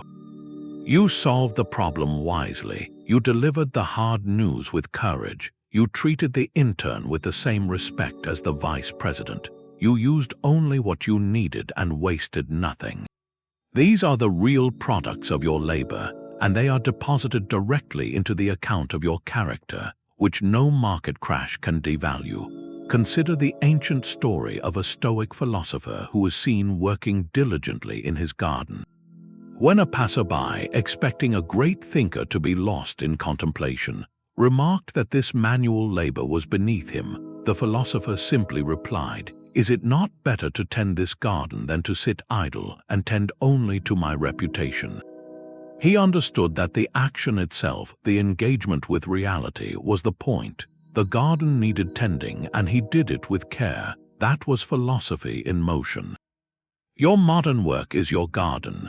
Whether you are writing code, teaching children, repairing engines, or preparing meals, the same principle applies. Are you tending your plot with excellence and integrity? Are you serving the larger ecosystem, the community that depends on your contribution? When you focus on this, the anxious hunger for a better title or a higher salary begins to quiet. Not because ambition is wrong, but because the core satisfaction is no longer outsourced to a future promotion. It is generated here and now in the quality of your craft. You begin to see your role not as a rung on a ladder, but as a post you have been assigned for now, a post where you can practice your humanity. This makes you unsackable in the most important sense. A company can terminate your position, but it can never terminate the virtue you cultivated while you were there. That is yours forever. So tomorrow, as you begin your work, pause for just a moment. See past the job description to the human opportunities it contains. What virtue could you practice today through the simple, honest effort of your hands or your mind? Your answer is where your true career is being built. That quiet pride in your craft is a fortress, but the world outside will still test its walls. Rejection is the most common siege engine, the sharp sting of a door closing, an application denied, an idea dismissed. In the frantic theater of status, we are taught to interpret every no as a personal verdict. It is a scarlet letter stamped on our potential, proof that we were not enough, not smart enough, not connected enough, not worthy of the prize. This interpretation is a trap, and Stoicism offers the key to dismantle it. The key is a simple but profound reframing. Rejection and failure are not judgments on your character. They are feedback on your strategy. They are external events, pure and simple. The event itself is neutral, a letter saying no, an email thanking you for your interest. A silent void where a response should be. These are facts. The suffering comes not from the fact, but from the story you attach to it. You weave a narrative of personal inadequacy, of public humiliation, of a future now closed. That story is the source of the pain, and that story is yours to rewrite. The Stoic asks you to strip the event back to its bare bones. What actually happened? Your proposal was not accepted. Your request was declined. This is information. It tells you something about the circumstances, the timing, the needs of the other party, the alignment of your offering with their current path. It is data. It is not a commentary on your soul. Imagine a farmer planting two different seeds in a field. One thrives in the rich, moist soil near the creek. The other withers, needing drier, rockier ground. The withering seed is not a failure. It is feedback. It tells the farmer, this is not the right environment for that particular seed right now. The seed itself is not bad. The farmer does not curse the seed. They learn from its response and plant it elsewhere. Your effort, your proposal, your application is that seed. The rejection is simply information about the soil. It says this particular patch was not right for this particular offering at this particular time. It asks you to consider, do I need to improve the seed or do I need to find different soil? This perspective returns agency to you. Instead of collapsing into a story of unworthiness, you engage in a process of rational analysis. Was my approach aligned? Was my timing right? Is there a skill I need to develop? Or is this simply a matter of fit, a direction that is closed so another, better one can open? Your virtuous response is what matters. You can respond with resentment, bitterness, and a crushed spirit, allowing the external event to dictate your internal state. Or you can respond with the Stoic virtues, with wisdom by analyzing the feedback without personalizing it, with courage by feeling the disappointment but choosing to continue, with justice by not blaming others unfairly for a decision that was theirs to make, with temperance by moderating the emotional storm and refusing to let it define you. The rejection then becomes raw material for your growth, not an anchor for your despair. Consider the countless inventors, artists, and entrepreneurs whose early work was met with relentless rejection. A famous novelist's manuscript was rejected dozens of times before finding a home. Were those rejections judgments on the ultimate value of the work? No, they were data points along a long path. The writer's virtue was in persisting, in refining, in believing in the work enough to continue despite the external noise saying stop. Their worth was not on trial with each rejection letter. Their commitment to their craft was. In the social media age, rejection is often silent and passive, a lack of engagement, a post that goes unnoticed. We interpret this silence as a crowd turning its back, but from the Stoic view, it is just more weather. The algorithms, the fleeting attention spans, the sheer volume of noise, these are the winds and currents. Your post is your message in a bottle. Some bottles wash ashore where someone finds them, most do not. This does not mean the message lacked value. It means the currents were complex. Your job was to write the truest message you could and send it out. The ocean's response is not yours to control. When you internalize this, you build resilience that status cannot provide and cannot take away. You become like a tree in a storm. The wind blows, branches may shake, leaves may be torn away. But the tree does not interpret the storm as a judgment. It does not believe it is a bad tree because the wind is strong. It simply weathers it, using the force to deepen its roots. The storm is feedback about the season. The tree's response is to stand. So the next time you face that sharp no or that echoing silence, pause before you write the story of your defeat. Ask the Stoic questions. What is the bare fact here, separate from my judgment of it? What can I learn from this feedback? How can I choose to respond with virtue rather than vanity? The closed door is not a verdict. It is a signpost quietly suggesting you look at the other path still open, bathed in a different light. The door that closes is a reminder of a deeper truth. We have almost no control over the social hierarchy itself. Our position within it is held by threads woven by others, threads that can snap without warning. A market crashes and a secure career vanishes. A trend shifts and an influencer's relevance evaporates. A single opinion, voiced by the right person at the wrong time, can topple a reputation built over decades. These forces, the collective mood of the economy, the unpredictable tides of public favor, the hidden biases and whims of those who judge us, operate in a realm far beyond our command. To stake our happiness, our identity, our sense of worth on navigating this chaos is to build a house on a fault line. It is an investment in sheer volatility. Yet we do it every day, pouring our emotional capital into trying to control the uncontrollable. We craft perfect images, network relentlessly, and try to anticipate every trend, all in a desperate bid to stabilize a system that is fundamentally unstable. This is the grand illusion of control in social hierarchies. We are playing a game where the rules are written in invisible ink, the referees are blindfolded, and the field itself is constantly tilting. The only rational move is to stop investing in the game and start investing in the only asset you truly own, your own intention and effort. Your intention is the compass you set before you act.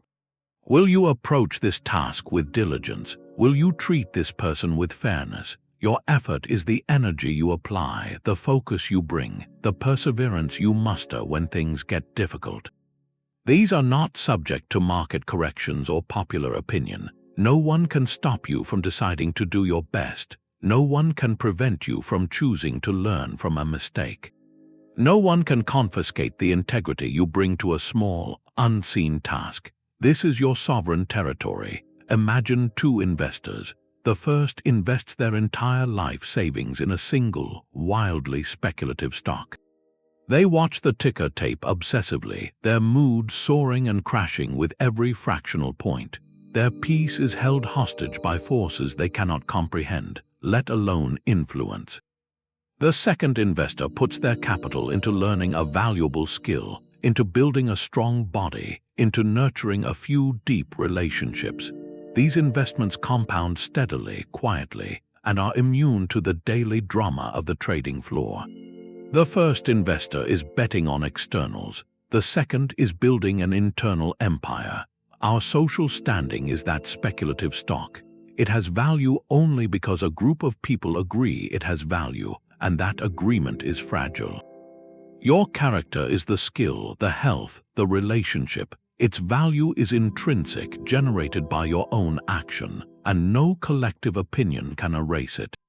When you shift your investment portfolio from the first to the second, you experience a profound liberation. You stop trying to control the wind and instead learn to adjust your sails.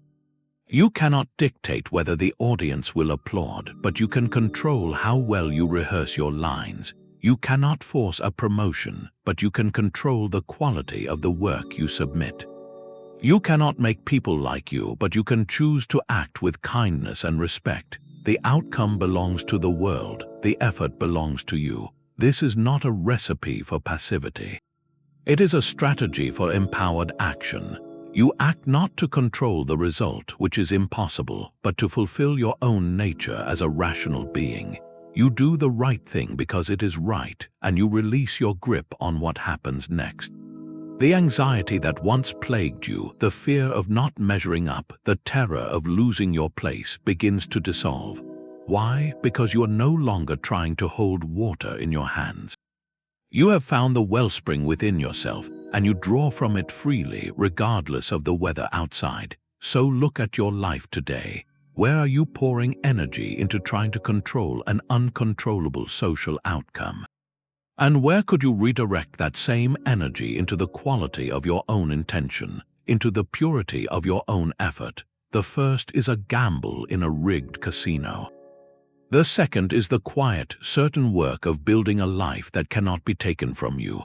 That uncontrollable outcome often arrives wrapped in the green, sickly glow of envy. It is the specific, acidic pain of seeing someone else possess a piece of the status you crave. A colleague gets the promotion you wanted. An acquaintance flaunts a lifestyle you cannot afford. A peer receives praise you believe you deserve. In that moment, a silent poison enters your system. You drink it yourself, believing it will hurt the other person, but it only corrodes you from the inside. Envy is not merely wanting something, it is resenting the person who has it. It is the emotional proof that you have bought the status illusion, hook, line, and sinker. You have accepted the premise that their possession diminishes you, that life is a zero-sum game where their gain is your personal loss. The Stoics saw this poison for what it was, a total waste of the soul's energy, and they prescribed a two-part antidote so simple it feels almost surgical. First, shift your gaze. Instead of fixating on the object of your envy, the title, the car, the acclaim, look at the person who has it. Ask yourself a deliberate question. What virtue, if any, did they exercise to attain this? Did they achieve it through hard work, perseverance, or creativity? If so, you can admire the virtue without needing the trophy. Your envy can transform into a kind of respectful curiosity. You are no longer coveting their external reward, you are learning from their internal process. This redirects your energy from bitter lack to constructive inspiration. The second part of the cure is even more direct. If you cannot identify any admirable virtue in how they attained the status, then you must recognize the object of your envy for what it truly is, an indifferent. It is a preferred external, a shiny trinket in the grand scheme. It is not good, it is not evil, it is simply a thing. Your envy is a confession that you have mistakenly labeled this trinket as a supreme good, and its absence in your life as a form of evil. You are suffering from a categorization error. When you correct the label, the emotional charge dissipates. It is like realizing you have been desperately craving a decorative rock, believing it to be a precious gem. Once you see it as just a rock, the craving loses its power. At its core, envy is a confession of a deeper lack, a lack of self-sufficiency.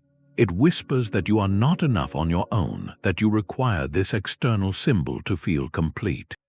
It outsources your sense of worth to the achievements and possessions of others. The person who is secure in their own character, who is actively building their inner citadel, does not have time for envy. They are too busy with their own construction project. They might notice another's beautiful fortress, but they feel admiration, not resentment, because they know their own walls are rising steadily, according to their own plan and pace. Think of two gardeners again. One looks over the fence, sees their neighbor's prize-winning rose, and is consumed with bitter envy. They neglect their own plot, fixated on the flower they do not have. The other gardener sees the same rose, appreciates its beauty, perhaps asks the neighbor for a tip on fertilizer, and then returns happily to tending their own tomatoes and herbs. The first gardener's envy poisons their own soil with resentment. The second gardener's perspective enriches their own practice. Your life is your garden. Envy is you pouring salt on your own roots, believing it will wilt the flowers next door.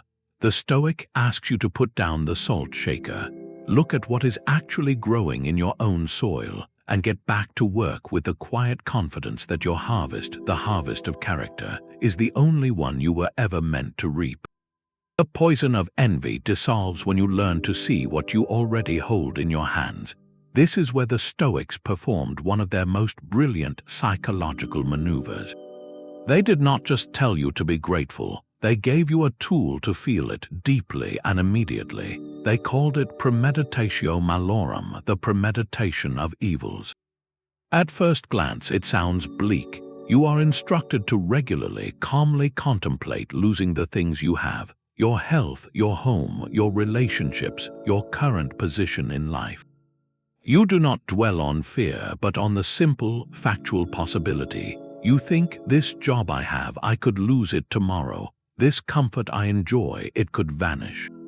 This person I love, our time together is finite. Now, here is the magic. This practice does not create anxiety. It incinerates it. By willingly touching the thought of loss, you accomplish two things. You inoculate yourself against the shock of fortune's changes, and you are flooded with a profound appreciation for the ordinary reality you are living right now. You stop resenting the promotion you did not get, and you start feeling a genuine gratitude for the work that currently puts food on your table. You stop fixating on the influencer's lavish trip, and you feel a quiet joy for the peace of your own home. This flips the script of status anxiety completely. Status anxiety is rooted in a focus on lack, on the gap between what you have and what you want. Negative visualization closes that gap by making you viscerally aware that what you have is not a given. It is a gift, however modest it may seem. Imagine two people walking through the same garden. The first is constantly looking over the fence at the neighbor's larger, more colorful blooms. They see only the weeds in their own path, the flowers that have yet to bloom. They leave feeling dissatisfied. The second person practices a form of this Stoic exercise. Before they enter, they pause and consider, what if this garden were gone tomorrow? What if a storm came and flattened it? Then they walk in. Suddenly, every green leaf, every budding shoot, every patch of sunlight on the grass is a miracle. The garden is not compared to any other. It is appreciated for its sheer existence. Your current life, your current status, is that garden. The daily practice of negative visualization is that pause at the gate. It is not about pessimism, it is about clear sight. When you consciously acknowledge that your health, your abilities, your opportunities are on loan from fate, you stop taking them for granted. You begin to treat them with the care and respect we reserve for precious, temporary things. The clerk who dreams of being a manager might, through this practice, come to appreciate the lack of crushing responsibility in their current role, the freedom to leave work at the door, the camaraderie with colleagues on the same level. This does not kill ambition, it purifies it. Ambition then becomes a choice to grow, not an escape from resentment. You pursue more from a place of abundance, not deficiency. Marcus Aurelius began his days with reminders like this. He would tell himself, "Today I shall meet with interference, ingratitude, insolence, disloyalty, ill will, and selfishness." He was not being cynical. He was preparing his mind so that when these things happened, he would not be surprised or derailed. More importantly, by naming these potential losses of harmony, he implicitly heightened his gratitude for the moments of cooperation, loyalty, and goodwill that did occur. He was sharpening his appreciation for the good by mentally preparing for its absence. In our chase for higher status, we are often running away from our present reality, believing it is not good enough to warrant our gratitude. Negative visualization stops the running. It turns you around and asks you to truly look at what you are leaving behind. You might discover that the solid ground beneath your feet is more valuable than the distant, shimmering mirage you are chasing. The simple act of being grateful for your two functioning hands renders the envy of someone else's diamond ring irrelevant. One is a tool for creation and connection. The other is a decoration. When you know the difference, you know where true wealth lies. So tonight, before you sleep, try this Stoic pivot. Do not list the things you want. List a few things you have, and for just a moment hold the thought of their loss. Then feel the wave of gratitude for their presence return. That feeling is the death of status anxiety and the birth of a contentment no title can ever provide. That gratitude for your own garden clarifies who you should be listening to. The crowd outside the fence is a noisy, shifting thing. Its applause is thunderous one moment and silent the next, its approval as reliable as the weather. The Stoics looked at this phenomenon, the fickle opinion of the masses, and gave a clear, almost clinical diagnosis. The crowd is irrational. It is a composite of passions, prejudices, and fleeting trends, not a source of wisdom. To derive your sense of worth from its approval is to anchor your ship to a wave. You will be tossed endlessly, never finding stable ground. True validation, they taught, does not come from outside at all. It comes from a quiet, internal alignment with your own nature and with reason. Your worth is confirmed not when the crowd cheers, but when you act with integrity, especially when that act is unpopular. Think of public opinion as a vast, churning ocean. It has currents and tides, but it has no mind, no conscience, no direction of its own. It simply moves according to forces we cannot always see. A single skillful speaker can redirect its energy. A shocking piece of news can stir it into a frenzy. To ask this ocean for a verdict on your character is absurd. It can only reflect back the energy you and others put into it. Yet, this is precisely what we do when we post something online and refresh the page, waiting for the likes to tell us our thought was valuable. We are asking the ocean to judge our drop of water. The Stoic seeks a different judge entirely, an internal one. This judge is not your ego or your feelings. It is your faculty of reason, your share of the universal logos. Its questions are simple and severe. Was that action just? Was that statement true? Did I choose courage over comfort? When you can answer yes, you have your validation.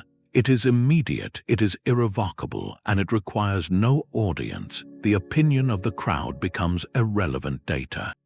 This is not about becoming a contrarian, defiantly opposing popular opinion just for the sake of being different. That is just another form of slavery, where you are defined by reacting against the crowd instead of following it. The Stoic is not defined by the crowd at all. They are defined by principle. Sometimes acting with virtue will align with popular sentiment. Often it will not. The test of your character is in the moments when it does not. Imagine a workplace where cutting a small ethical corner is the unspoken norm, a way to make life easier for everyone. Going along with it would earn you the approval of your colleagues, the status of being a team player. Speaking up, however gently, would mark you as difficult as an outsider. The crowd within that office would judge you. The Stoic, listening to the internal judge of reason, knows that justice and honesty are non-negotiable. They speak up not to make a point, but because to remain silent would be to betray their own nature. They accept the social cost, the potential loss of status, because the cost of self-betrayal is infinitely higher. Their validation comes from the quiet knowledge that they did not abandon their principles when it was inconvenient. History is filled with individuals who understood this long before the term Stoic was coined. Think of the scientist who presents evidence that contradicts a beloved theory, facing ridicule from their peers. Think of the artist who develops a new style that critics deride, only for it to be celebrated generations later. In the moment of opposition, they had only one source of certainty, their own reasoned conviction that they were following truth or beauty as they understood it. The crowd's boos or silence could not invalidate that. Your daily life presents smaller but no less meaningful versions of this test. It is choosing to admit a mistake when you could easily hide it because reason tells you honesty is right. It is refusing to gossip even when it would bond you with the group because you know it is unjust. It is spending your time on a meaningful project that may never go viral because your inner compass says it is worthwhile. In each case, you are trading the cheap currency of crowd approval for the solid gold of self-respect. The crowd's love is a loan, given with conditions and recallable at any time. Your own self-respect, earned through consistent alignment with virtue, is an asset you own outright. It cannot be devalued by a change in trend or withdrawn by a shift in opinion. So the next time you feel that anxious pull, that need to check how your actions are being received, pause. Ask the only question that matters in the Stoic framework. Not what will they think, but what does reason demand? The answer may not win you any applause, but it will grant you something far more valuable, a peace that no crowd can ever give and no crowd can ever take away. That internal judge requires a clear space to think. The Stoics understood that a cluttered life creates a cluttered mind, and a cluttered mind is easily disturbed by the endless demands of status. They advocated for a deliberate, chosen simplicity, a practice they called ascesis. This is not self-denial for its own sake. It is a practical, systematic path to freedom. Every unnecessary luxury, every complex status signal you invite into your life becomes another point of potential failure, another hostage you give to fortune. The goal of simplicity is to reduce the number of hostages to zero. Think of your peace of mind as a quiet, still pond. Every desire for a status symbol is a pebble you hold in your hand. The luxury car, the designer wardrobe, the latest tech gadget that signals you are ahead of the curve, these are all pebbles. When you acquire one, you do not just get the object. You get the constant, low-grade anxiety of maintaining it, protecting it, and worrying about its eventual loss or replacement. You drop that pebble into your pond. The water ripples, your peace is disturbed. Now, imagine a life where you consciously choose to hold very few pebbles. You distinguish between what is genuinely useful for a good life and what is merely a signal to others. You keep the useful tools and let the decorative pebbles go. Your pond grows still. The reflections become clear. This is ascesis in action. It is the voluntary choice to live with less so that you can be more. More present, more focused, more free.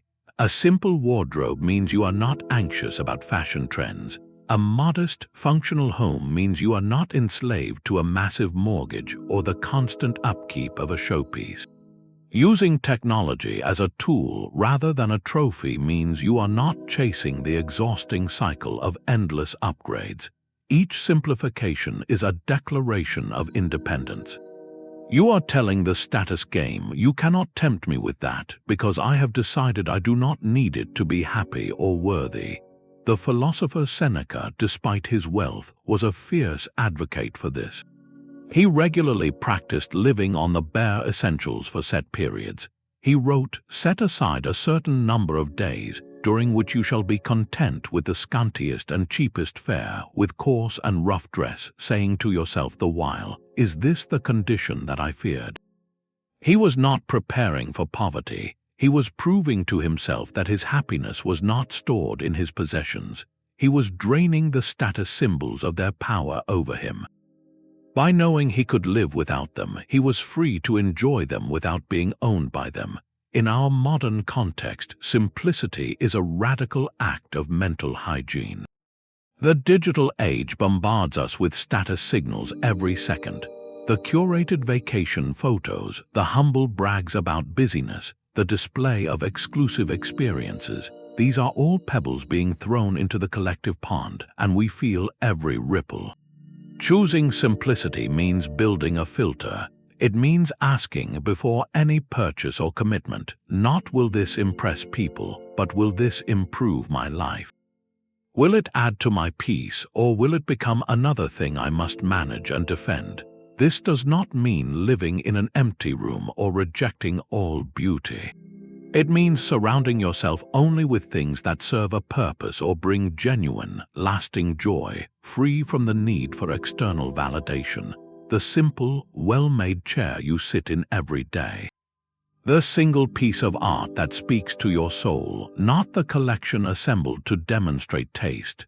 The quiet evening with a book instead of the obligatory, draining social event attended for visibility. Each simple choice is a brick in the wall of your inner citadel. It strengthens your sovereignty. When your needs are few and clearly defined, you become incredibly difficult to manipulate. Advertisers cannot sell you a new identity because you are content with the one you are building from within. Social pressure cannot force you into debt for a car you do not need because your definition of enough has already been met. You opt out of the arms race for attention because you no longer need its ammunition. Your time, your attention, your energy, these precious resources are no longer spent maintaining a complex facade. They are freed for the real work of life, for connection, for creation, for contemplation. Simplicity is the practical foundation for all the other Stoic lessons. It creates the calm mental space needed to practice the view from above, to exercise the dichotomy of control, to love your fate. A life burdened by status symbols is too noisy to hear the quiet voice of reason. But in the stillness of a simplified existence, that voice becomes clear. It tells you what you already know, that you were never the sum of your possessions, only the quality of your character. What one pebble could you choose to leave on the bank today, to let your own water grow still? Your body, too, is a temporary instrument in this grand performance. We have turned it into a gleaming, high-stakes status symbol, sculpted in gyms, curated on feeds, and adorned with brands that promise a story of discipline and desirability. Its shape, its fitness, its very appearance have become a public ledger where we believe our value is tallied.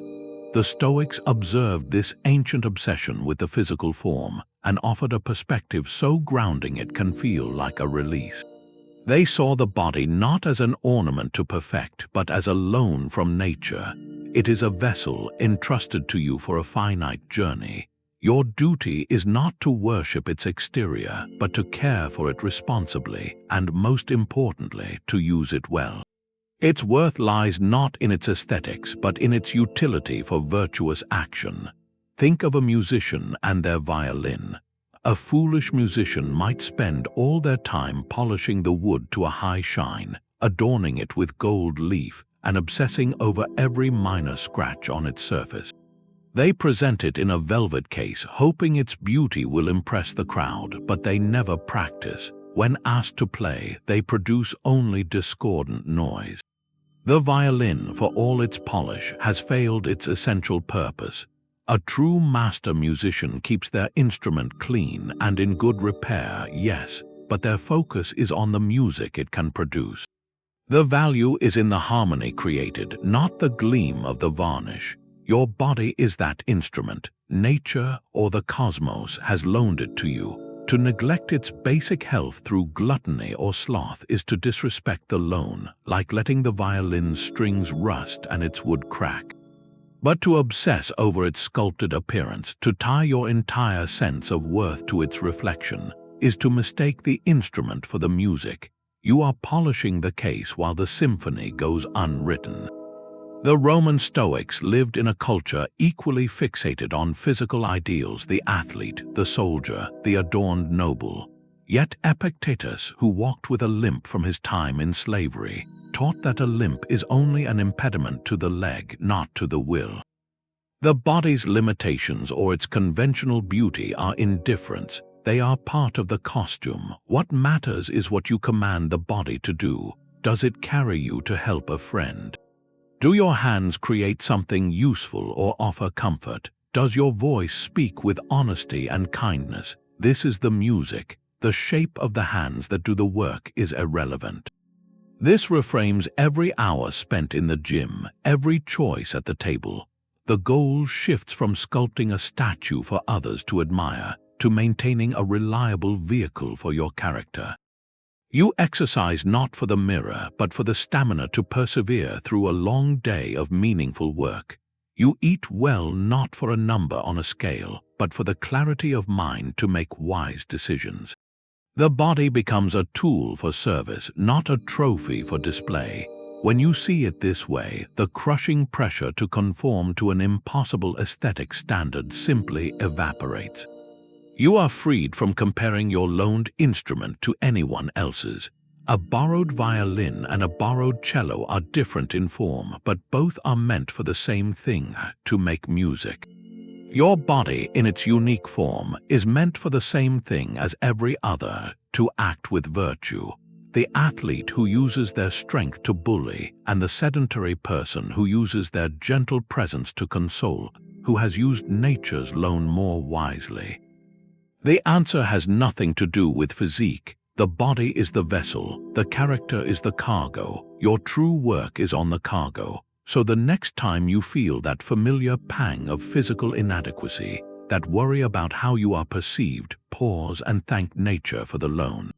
Then ask the only Stoic question that applies: however this vessel looks, how can I use it today to play a note of courage, of help, of quiet integrity? The beauty of the music will far outlast the shine on any instrument. But this serene acceptance of your own fate might feel like a betrayal when you look at the world. How can you maintain Stoic equanimity in the face of glaring social injustice? The sight of systemic inequality can ignite a fire in the chest, a righteous anger that feels not only justified but necessary. It seems to demand a passionate, burning response. This creates a profound tension.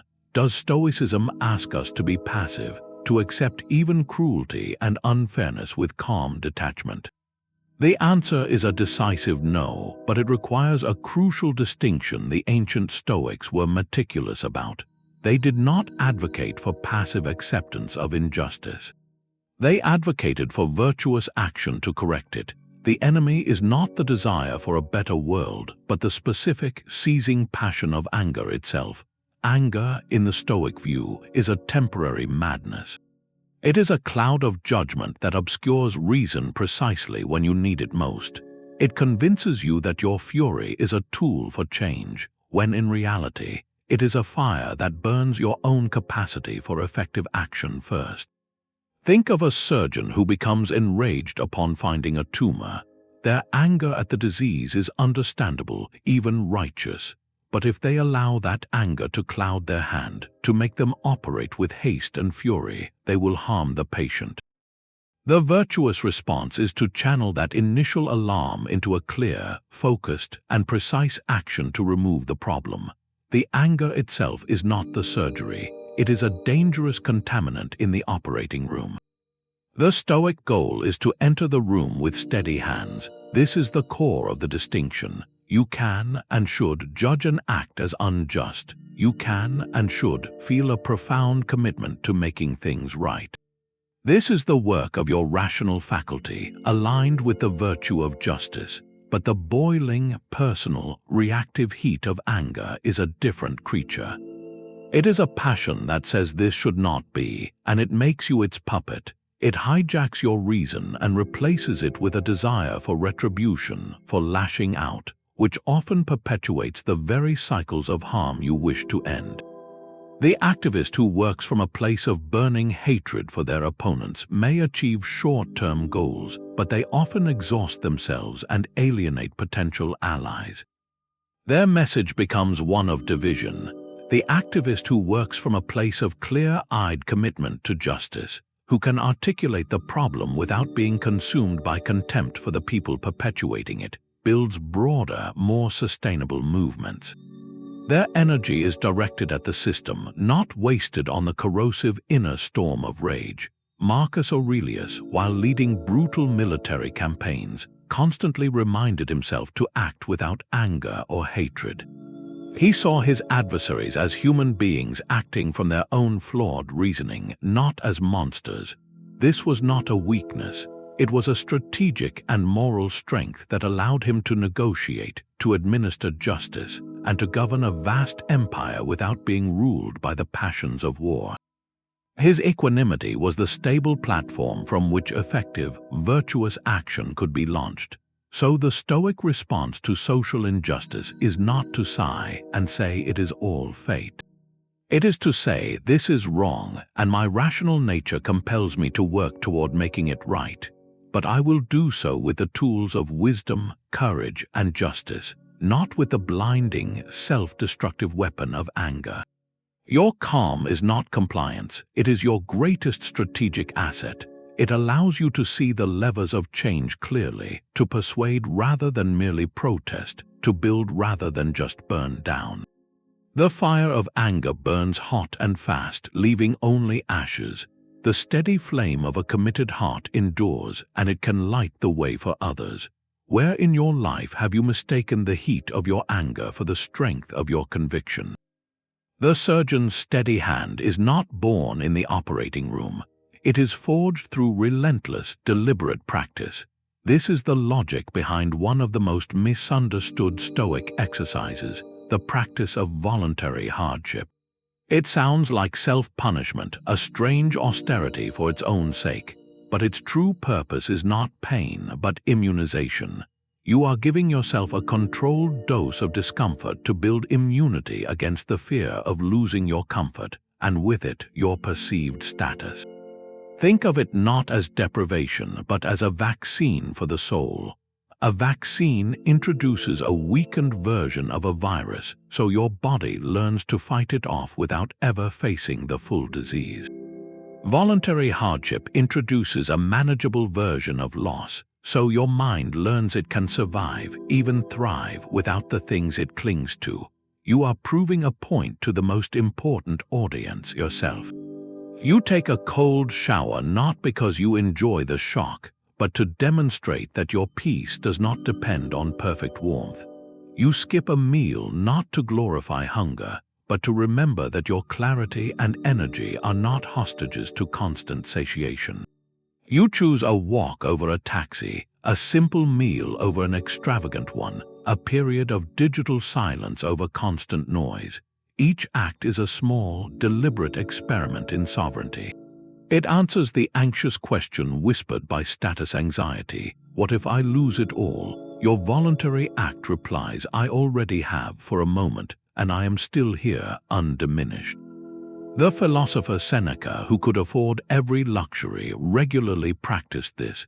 He would set aside days to wear rough clothing, sleep on a hard bed, and eat only the plainest bread. He was not pretending to be poor. He was conducting a drill. He wrote, I want to inure myself to hardship so that if the time comes, fortune will find me prepared, not pampered. He was vaccinating his mind against the terror of falling from his high social station. By choosing the condition he feared, he drained the fear of its power.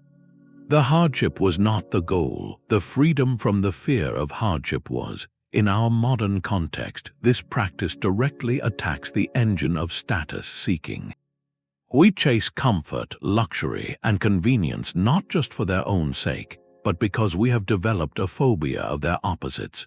We believe that to be uncomfortable is to be failing, that to have less is to be less. Voluntary hardship rewrites that belief at a cellular level. When you voluntarily give up the heated seat in your car for a week, you are not just saving fuel. You are sending a message to your nervous system. You are saying, my comfort is not my identity. I can be slightly cold and still be fully myself. This is a radical reclaiming of power. It turns you from a passive consumer of comfort, always afraid the supply will be cut off, into an active author of your own experience. You are no longer at the mercy of external conditions because you have shown yourself you can navigate their absence. The person who has never faced a chill becomes a slave to the thermostat. The person who occasionally chooses the chill remembers they possess their own warmth. This is not about cultivating a tolerance for misery. It is about expanding your range of resilience so that a wider spectrum of life's inevitable fluctuations cannot disturb your core. When a real loss comes, a financial setback, a professional rejection, a shift in your social standing, you are not encountering a foreign, terrifying enemy. You have met this visitor before in your voluntary practice. You know the terrain. You have already learned that your worth, your character, your capacity for joy are not stored in the thing you lost. They were inside you all along. The practice makes you antifragile. You are not just unbroken by difficulty, you are strengthened by it because you have invited it in for tea and learned its name. So what small, voluntary discomfort could you introduce today? It might be leaving your phone behind for an afternoon walk, or taking on a tedious chore with full attention, or simply sitting in silence for 5 minutes without distraction. The goal is not the hardship. The goal is the quiet, unshakable proof that you are more than your comforts and that your true status was never for sale. A reputation is a story told by other people. You are not the author. This is a difficult truth to swallow because we pour so much energy into trying to manage that narrative. We craft our public image with the care of a novelist, hoping to control every chapter, every character's perception. But the Stoics observed a fundamental law of human interaction. No matter how virtuous your action, its meaning in the public square is never yours to determine.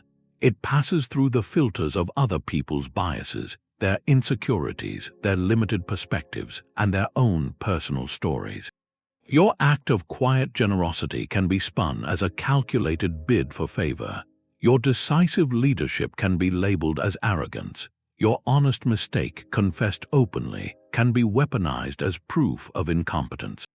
The narrative that forms around you is shaped in rooms you are not in, by minds you cannot control. To tie your peace to the outcome of that process is to hand your soul over to a committee of strangers. The Stoic sage understands this completely. Their focus, therefore, shifts with laser precision. They concern themselves solely with the integrity of the action in the moment it is taken. Was it done with wisdom? Was it motivated by justice? Was it carried out with courage? If the answer is yes, then their work is complete. The action is released into the world like a seed. What soil it lands in, what weather it encounters, whether it grows into a flower in public opinion or is trampled underfoot by gossip, these are not the farmer's burden. The farmer's duty was to plant a good seed. The rest belongs to nature. Consider a historical figure like Socrates. His actions, his relentless questioning in pursuit of truth, were the seeds he planted. The public narrative that formed around him was one of corruption and impiety, a story powerful enough to condemn him to death. He could have changed his actions, softened his questions, managed his reputation to save his life. But he did not, because the integrity of the action, the philosophical search, was his only concern. The story Athens told about him was their business. His business was to be Socrates. In our own lives, the scale is smaller, but the principle is identical. You may speak up in a meeting with the best of intentions to prevent an ethical misstep. The narrative that forms could be that you are a team player protecting the company, or that you are a difficult obstructionist slowing down progress. You have no final say in which story wins. If you acted with wisdom and courage, your job is done. To then anguish over how it was received is to volunteer for a second job you never applied for, the job of public relations manager for the universe. It is a futile attempt to control the wind after you have already set your sail.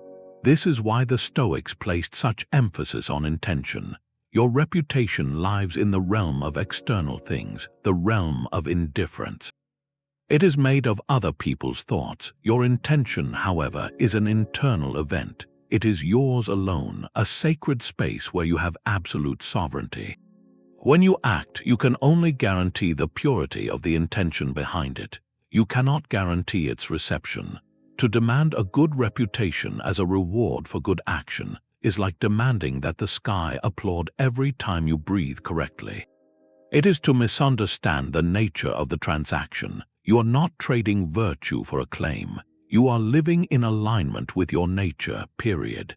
The acclaim or the slander are separate, whether systems passing through. They may feel pleasant or unpleasant, but they do not change the fundamental architecture of the building you are constructing within. When you internalize this, a specific kind of courage emerges. It is the courage to be misunderstood. It is the strength to do what is right even when you know it will be cast in the worst possible light, even when you know the narrative will be twisted against you. Your anchor is no longer the shifting sand of public opinion, but the solid rock of your own reasoned commitment. You become unslanderable, not because slander stops, but because its power to define you stops. The label cannot stick to a surface that does not accept its glue. So the next time you feel the hot fear of what people might say, or the cold sting of what they have already said, ask yourself the only question that holds any Stoic weight.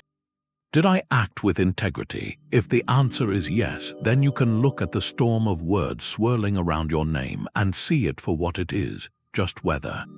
Your name is not the house, your character is, and that house is built to stand in any storm. That house of character stands in a city of its own. The Stoics envisioned this ideal community, a republic of the mind they called the cosmopolis, the city of the world. Its citizens were not defined by birthplace or bloodline, but by a single, shared qualification, wisdom. In this city, the only true hierarchy was one of character, and the only passport was a mind aligned with reason. Here, the philosopher in rags and the emperor who had mastered himself were equals, both free, both sovereign. This was not a utopian fantasy to them, but a living reality for anyone who chose to live by its laws. The wise person, the sage, is free because their happiness is not contingent on anything outside their own reasoned choice. They are equal to any other wise person because they both operate from the same unshakable principle. This renders every external hierarchy, every org chart, every social ladder, every list of the most influential, utterly meaningless from within the city walls. It is like bringing a map of Middle Earth to a council meeting on Mars. The terrain does not apply. Now you might think, but I am not a sage. I get angry, I feel envy, I still care what people think. Does that mean I am excluded from this city? The Stoic answer is a resounding no. The city is not a gated community for the perfected. It is an open republic for the aspiring. Your citizenship is not determined by your flawless record, but by the direction of your travel. Are you striving to align your judgments with reality? Are you working to act from virtue rather than vanity? Are you attempting to draw the circles of concern inward? If so, you are already a participant. You are navigating by the city's true north, even if you sometimes stumble. This is the most profound reframing of merit and status imaginable.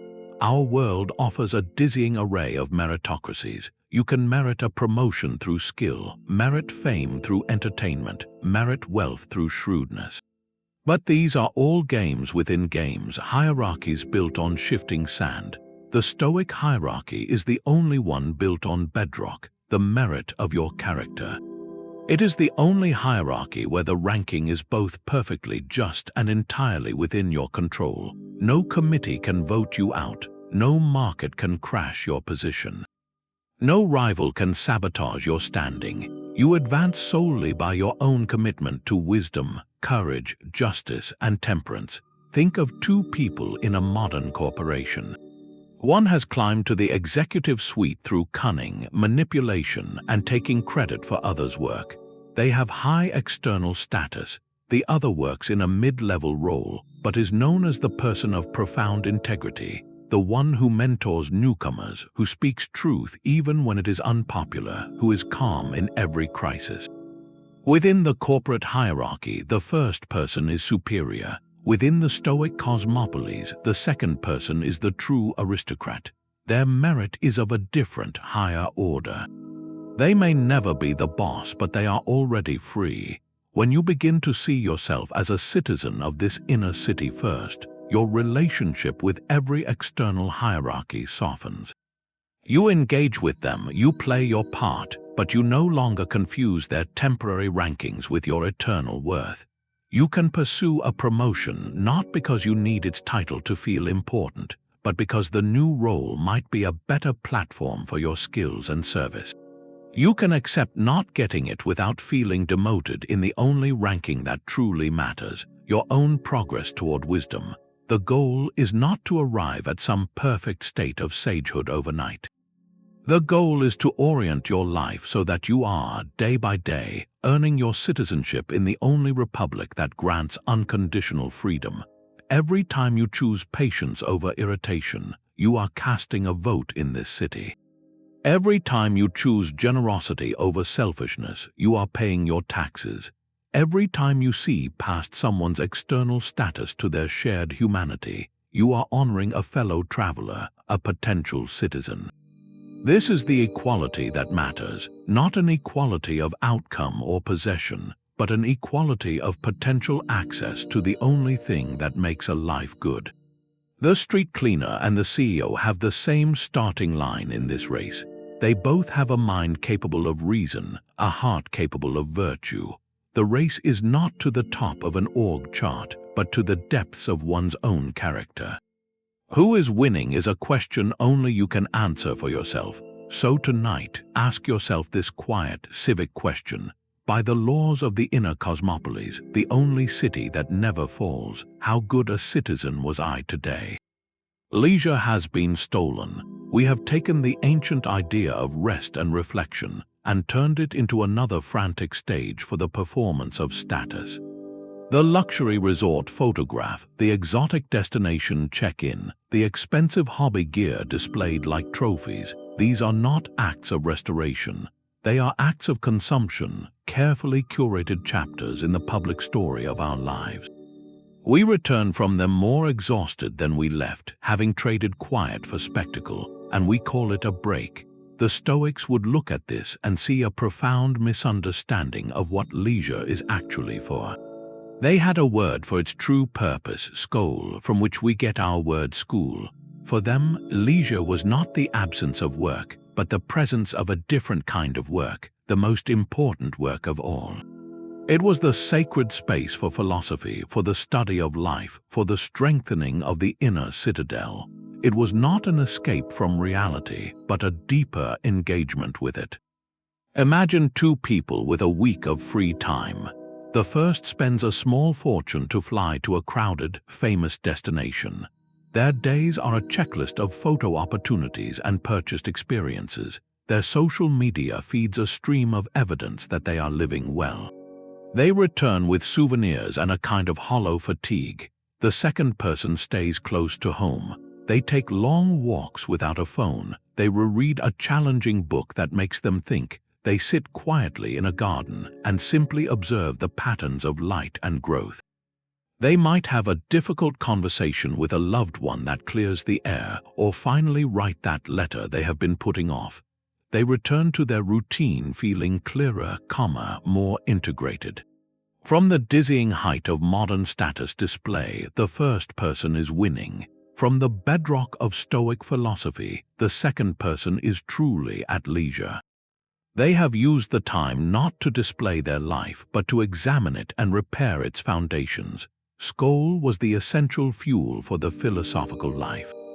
Seneca wrote passionately about the shortness of life, and a core part of his argument was that we waste our leisure just as badly as we waste our working hours. We fill it with trivial amusements, with gossip, with idle pursuits that scatter the mind rather than focus it. True leisure, he argued, is when you are most your own master. It is when you can converse with the great minds of the past through their books, when you can examine your own judgments from the day, when you can practice seeing the world from a higher perspective. This is not a passive activity. It is an active, disciplined cultivation of your ruling faculty. It is the maintenance work on your inner fortress. A soldier does not maintain their armor in the middle of a battle. They do it in the quiet of the camp. Leisure is your camp. It is where you clean the rust from your principles, sharpen the blade of your reason, and mend the cloak of your patience. This reframes every moment of free time you have. That 20-minute wait in a line, the quiet half-hour before bed, the Sunday afternoon with no plans. These are not empty spaces to be filled with distraction. They are potential pockets of Skoll. They are opportunities to step out of the performance and into the workshop. You do not need a villa by the sea to do this. You need only the willingness to be still with your own thoughts, to question your automatic reactions, to read something that stretches your understanding. The person who uses their commute to listen to a philosophical podcast is engaging in Skoll. The person who spends their lunch break in a park, reflecting instead of scrolling, is fortifying their citadel. The hobby you pursue for the pure joy of the craft, losing yourself in the flow of making or doing, is a form of this philosophical leisure. It becomes a meditation, not a display. When leisure is reclaimed as Skoll, it ceases to be a status symbol and becomes a survival tool. It is how you process the inevitable friction of life. It is how you integrate lessons from your failures. It is how you remember who you are beneath the many roles you play. The frantic, performative vacation is an attempt to outrun yourself. The Stoic practice of leisure is an invitation to sit down with yourself and have a long, honest conversation. One leaves you breathless, the other leaves you with breath, with space, with a renewed sense of purpose that no luxury amenity can provide. Your worth is not displayed by how you spend your money in your free time. It is revealed by how you spend your attention. So what will you do with your next empty hour, now that you know it is not empty at all, but a room waiting for you to furnish it with thought? Your last name is not a crown you inherited, but a story you were handed on the day you were born. We treat it as a kind of moral credit or debit, as if the virtues or vices of our ancestors are deposited into an account with our name on it. Entire social systems, from royalty to legacy admissions, are built on this single, silent assumption that the bloodline confers worth. Stoicism looks at this ancient pageant and asks a question so disruptive it can unravel dynasties. What did you do? Your ancestors lived their lives, made their choices, and faced their fates. Their story is complete. Your story is just beginning, and it is written with an entirely different pen held by your own hand. To take pride in an ancestor's accomplishment is as irrational as taking credit for the sunrise. To feel shame for an ancestor's misdeed is as useless as apologizing for yesterday's weather. Both are confessions that you have mistaken a historical fact for a personal identity. Your moral worth is not a family heirloom. It is a daily construction site, and you are the only laborer allowed on the grounds. No one else can pour the foundation of your courage or install the windows of your wisdom. You cannot subcontract your character development to a great-grandparent. The accident of your birth, the family you were born into, the nation on your passport, these are the costumes you found backstage. They are part of the setting, not the script. To believe you deserve special privilege because of a surname is to believe an actor deserves a standing ovation because the previous performer in the same costume was brilliant. The audience, if it is wise, judges the performance in front of it, not the ghost of performances past. This is the Stoic view of nepotism and inherited status. It is not merely unfair in a social sense, it is a philosophical error, a category mistake of the highest order. It assigns moral value to a sheer accident, to something that was never within anyone's control. You did not choose your parents, you did not earn your lineage, therefore you cannot claim it as an accomplishment, nor should you be burdened by its debts. Your only legitimate inheritance is your share of human reason, the logos, which is distributed equally to everyone, regardless of their genealogy. This levels the playing field in the only arena that matters. The child of a celebrated hero and the child of an unknown laborer start the moral race at the exact same starting line, with a mind capable of choosing virtue. The first child may have a heavier cloak of expectation to shed. The second may have more obstacles of resource to navigate, but the path to a good character is equally open and equally steep for both. The real tragedy of ancestral pride is not the unfair advantage it creates, but the profound disservice it does to the individual. It encourages them to outsource their sense of self. They walk through life as a living monument to someone else's legacy, polishing a statue they did not carve. They never have to answer the most important question, who am I, beneath this famous name? Their achievements are always shadowed by the question, did they do it themselves or was it the name? Their failures are compounded by the sense of having tarnished a family brand. It is a gilded cage that prevents the true flight of an authentic life. The Stoic alternative is both more demanding and more liberating. It asks you to stand naked before the mirror of your own conscience, without the medals or the stains of your forebears. Your worth will be determined in full by the choices you make today. Did you act with integrity? Did you face that difficulty with resilience? Did you extend a hand where one was needed? These are the questions that define you. A person born into obscurity who lives a life of quiet honesty contributes more to the moral fabric of the world than a descendant of kings who coasts on reputation and contributes nothing but the preservation of their own privilege. The name on the door tells you nothing about the character of the person in the room, so the next time you feel the subtle pull of pride from a family story or the subtle shame from a family secret, pause. Acknowledge the history with respect and then deliberately set it aside. Look at your own two hands. What will you build with them that is truly, undeniably yours? That is the only legacy that will ever matter, because it is the only one you are actually authoring, word by word, choice by choice, right now. The most powerful status symbol in the ancient world was not a gold ring or a purple robe, but the ability to hold your tongue. In a culture obsessed with public speaking and political debate, the Stoic philosophers cultivated a radical discipline of silence and deep listening. They understood that the constant need to perform, to assert one's presence and intelligence in every conversation, is a form of slavery to the opinions of others. It is the anxious scramble to prove you belong on the social ladder, to signal that your thoughts are worthy of airtime. True understanding and the genuine authority that follows does not come from dominating the soundscape. It emerges from the quiet spaces between words. Think of a typical modern conversation, especially in professional or social settings. It often resembles less a dialogue and more a subtle tournament. Each person waits not to understand but to reply.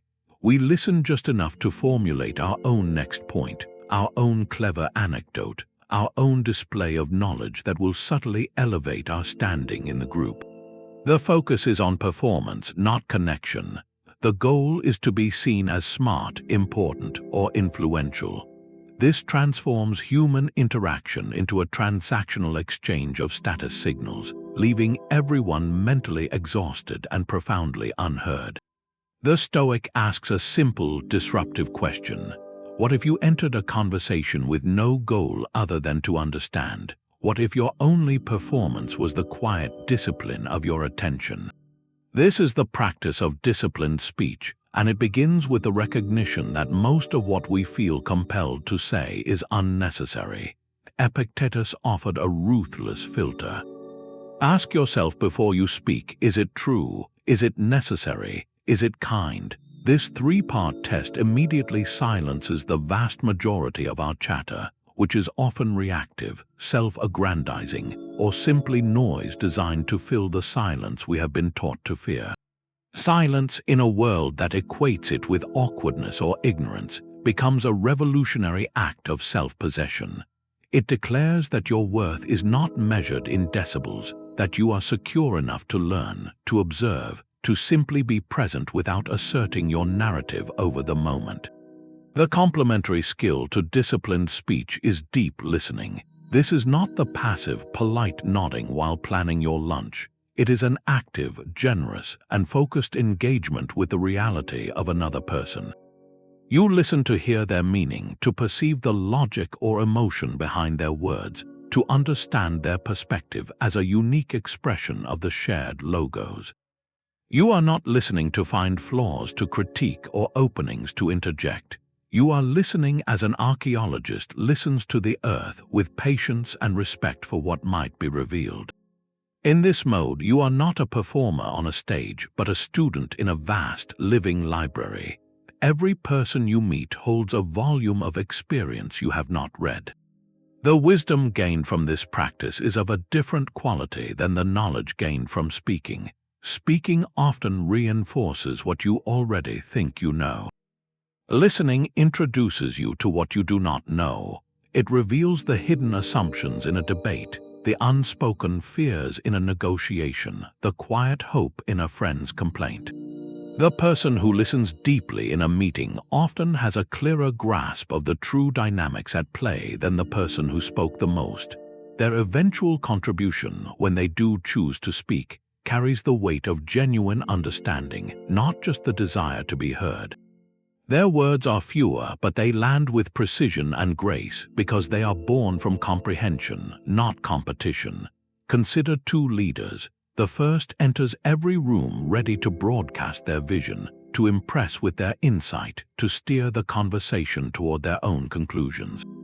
Their team learns to present ideas that will please the boss, not necessarily the best ideas. The second leader often begins by asking questions and then listening, truly listening to the answers. They create a space where quieter, more thoughtful voices can be heard. Their team feels understood and valued, and in that soil, loyalty and innovation grow.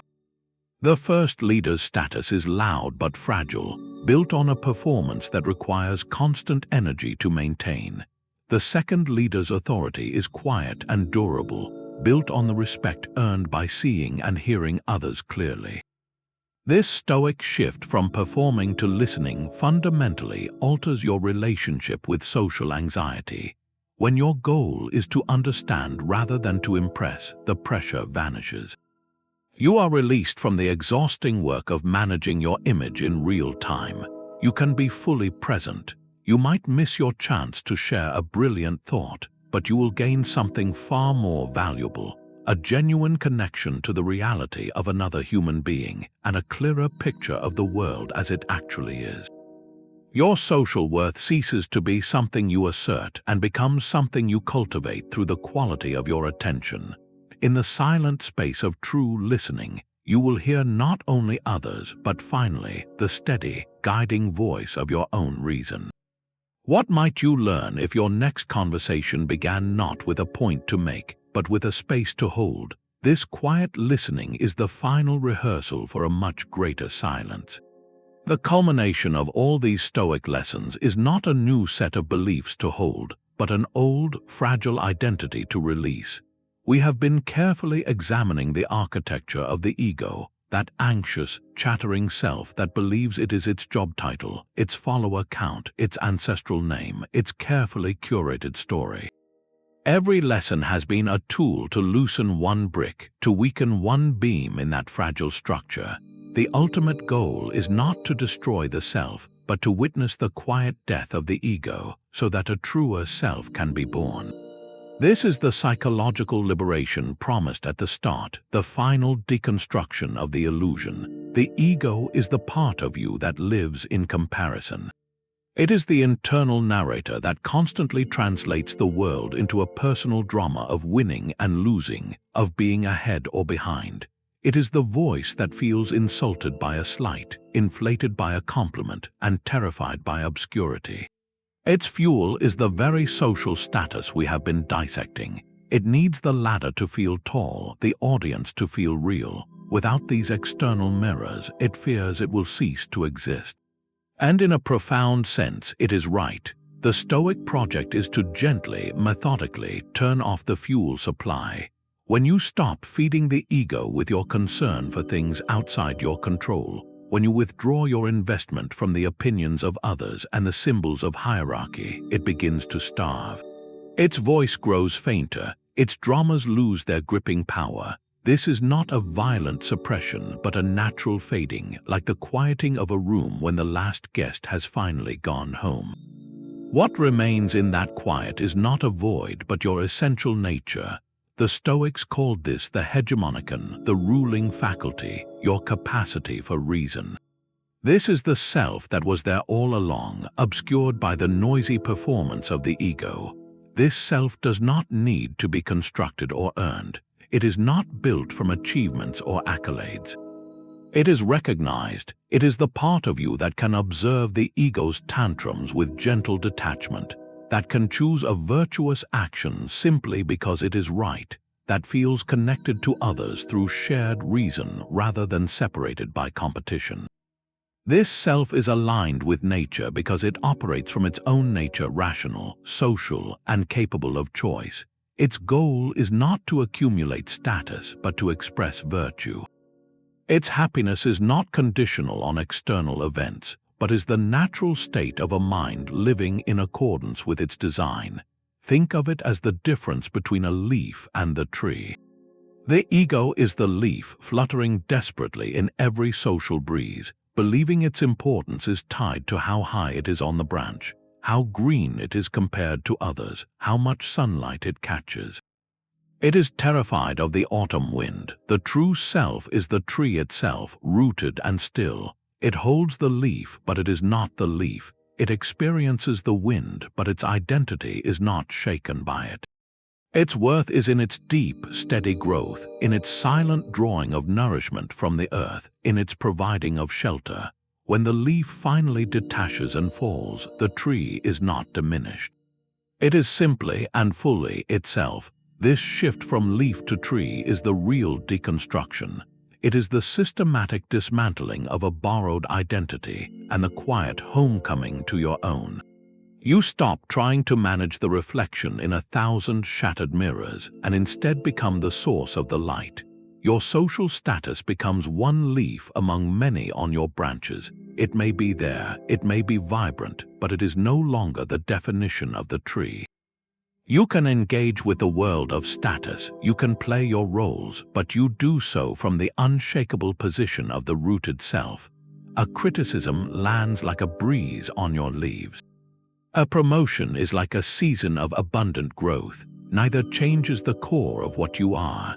The liberation this brings is total. You are no longer a hostage in the drama of your own social standing. Your peace is no longer a prize to be won in the external world, but the starting condition of your internal world. You meet others no longer as potential allies or rivals in your personal climb, but as fellow expressions of the same rational nature, each on their own journey from leaf to tree. The exhausting work of maintaining a persona falls away, and in its place is the simple, demanding, and joyful work of living with integrity. This is the birth the Stoics point toward, not a physical birth, but a psychological one, the emergence of a self that was always there, waiting for the noise of the ego to die down so it could finally speak and act and be. What would you hear in that silence, and what would you choose to build from it? That rooted self exists in a single, undeniable place. The ego's anxiety is a creature of time, but it never lives in the now. It is always scurrying ahead, building elaborate, fearful futures. Will I get the promotion? Will they accept me? What if I fail and everyone sees? This is the architecture of tomorrow's worry. Or it is digging in the graveyard of yesterday, rehearsing old wounds. Why was I overlooked? What did that comment really mean? I should have said something else. This is the museum of past resentment. In both directions, the ego is investing its energy in phantom territories, in times that do not exist. The promotion is not here. The snub is not happening now. They are stories the mind is telling about what was or what might be, and in those stories we suffer. The Stoic cuts through this temporal confusion with surgical clarity. The present moment is not just a nice idea, it is the only real arena you will ever have.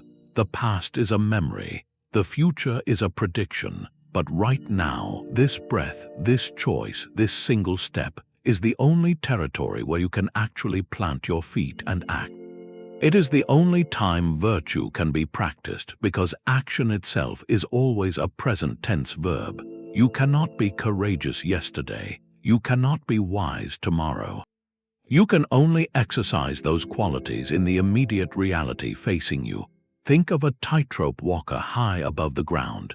If they are consumed by the memory of a stumble 50 feet back, they will falter. If they are paralyzed by the fear of the platform still 50 feet ahead, they will freeze. Their survival depends on a total, focused engagement with a single inch of wire directly beneath their foot. That inch is their entire world. Their balance, their poise, their next micro-adjustment all happen there. Status anxiety pulls you off that wire. It has you looking back at the stumble of a past rejection or forward to the dizzying height of a future achievement, and in that distraction, you lose your footing in the only place you can actually stand. The practice, then, is a gentle, relentless return. It is noticing when your mind has drifted into the fictional country of next year or last week, and quietly escorting it back to the physical facts of the present. What is actually happening right now? Are you safe? Are you breathing? What is the one small, next right action you can take? This is not about denying goals or ignoring lessons from the past. It is about recognizing that planning for the future is a present moment activity. Learning from the past is a present moment reflection. The work is done here, now. The promotion you desire exists only as a thought in your head and a potential series of future actions. The only part of that process you can touch is the work you do today with full attention. The insult you regret exists only as a fading neural pathway, a story you keep choosing to replay. The only part of that you can touch is your decision, right now, to release the story and turn your attention to what is in front of you. When you anchor yourself here, the noisy drama of status begins to quiet. The frantic comparison evaporates because you are no longer measuring your present self against a fantasized future version or a wounded past version. You are simply meeting the reality of this moment as it is. In this space, your power returns. You cannot control whether you will be CEO in 5 years, but you can control whether you prepare this report with excellence today. You cannot control whether someone admired you at last week's party, but you can control whether you listen generously to the person speaking to you in this conversation. The arena shrinks to a manageable size, and in that small, bright circle, you can actually perform. Your virtue is not a trophy on a distant shelf. It is the quality of your movement in this very step. The Roman emperor and the slave both had only this same arena, the present moment, in which to be human. Their external circumstances were irrelevant to the fundamental task, which was to meet what was directly before them with reason and integrity. Your social standing is just part of the scenery of your present moment, not the score of the game. The game is how you play the point that is currently in front of you. So when you feel that familiar tug of anxiety about your position, your worth, your future, pause. ask yourself one simple, grounding question. Right now, in this minute, what can I actually do? The answer will always be small, immediate, and utterly real. And in that reality, you will find the only freedom that has ever existed. The tightrope walker finds their balance not by fighting the wind, but by understanding it. This is the final, quiet destination of the entire Stoic journey. After 34 lessons dismantling the illusion of status, we arrive at the single principle that makes sense of them all, the ultimate goal the ancient teachers called the summum bonum, the highest good. To live in agreement with nature. This phrase can sound vague, almost poetic, until you understand the precise, radical blueprint it offers. For the Stoics, nature is not just trees and rivers. It is the rational, ordered principle of the entire cosmos, the logos, and your nature as a human being is your specific share of that reason. To live in agreement with nature, therefore, means to live in harmony with two things simultaneously: the rational order of the universe and your own rational human design. It means using your unique gift of reason to discern what is true, and then aligning your actions with that truth. It is the act of becoming a conscious, willing participant in the grand pattern, rather than a confused and struggling fragment fighting against it. This alignment manifests in one way, and one way only, through the consistent practice of virtue. Wisdom is your reason seeing clearly. Courage is your reason acting despite fear. Justice is your reason honoring the shared nature in others. Temperance is your reason setting wise limits. When these four are your compass, you are, by definition, living in agreement with your nature as a rational and social being.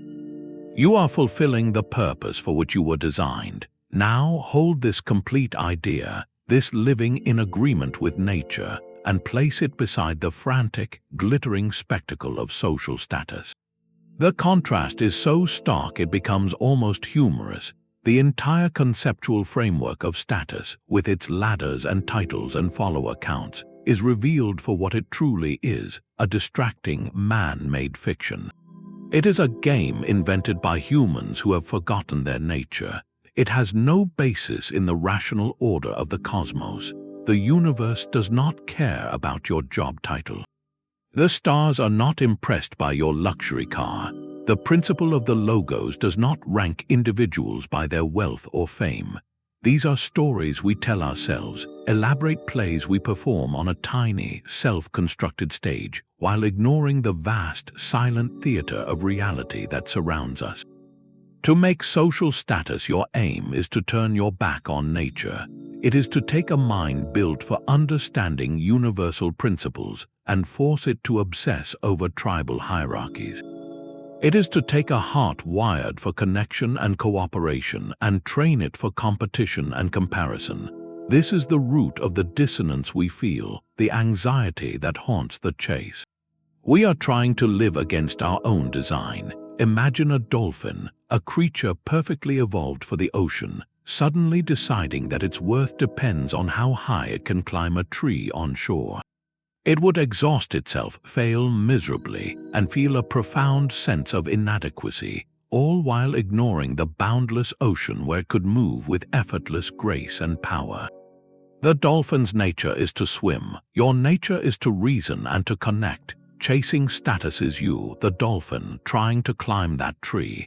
Living in agreement with nature is you remembering the ocean you are already in and learning to swim with purpose.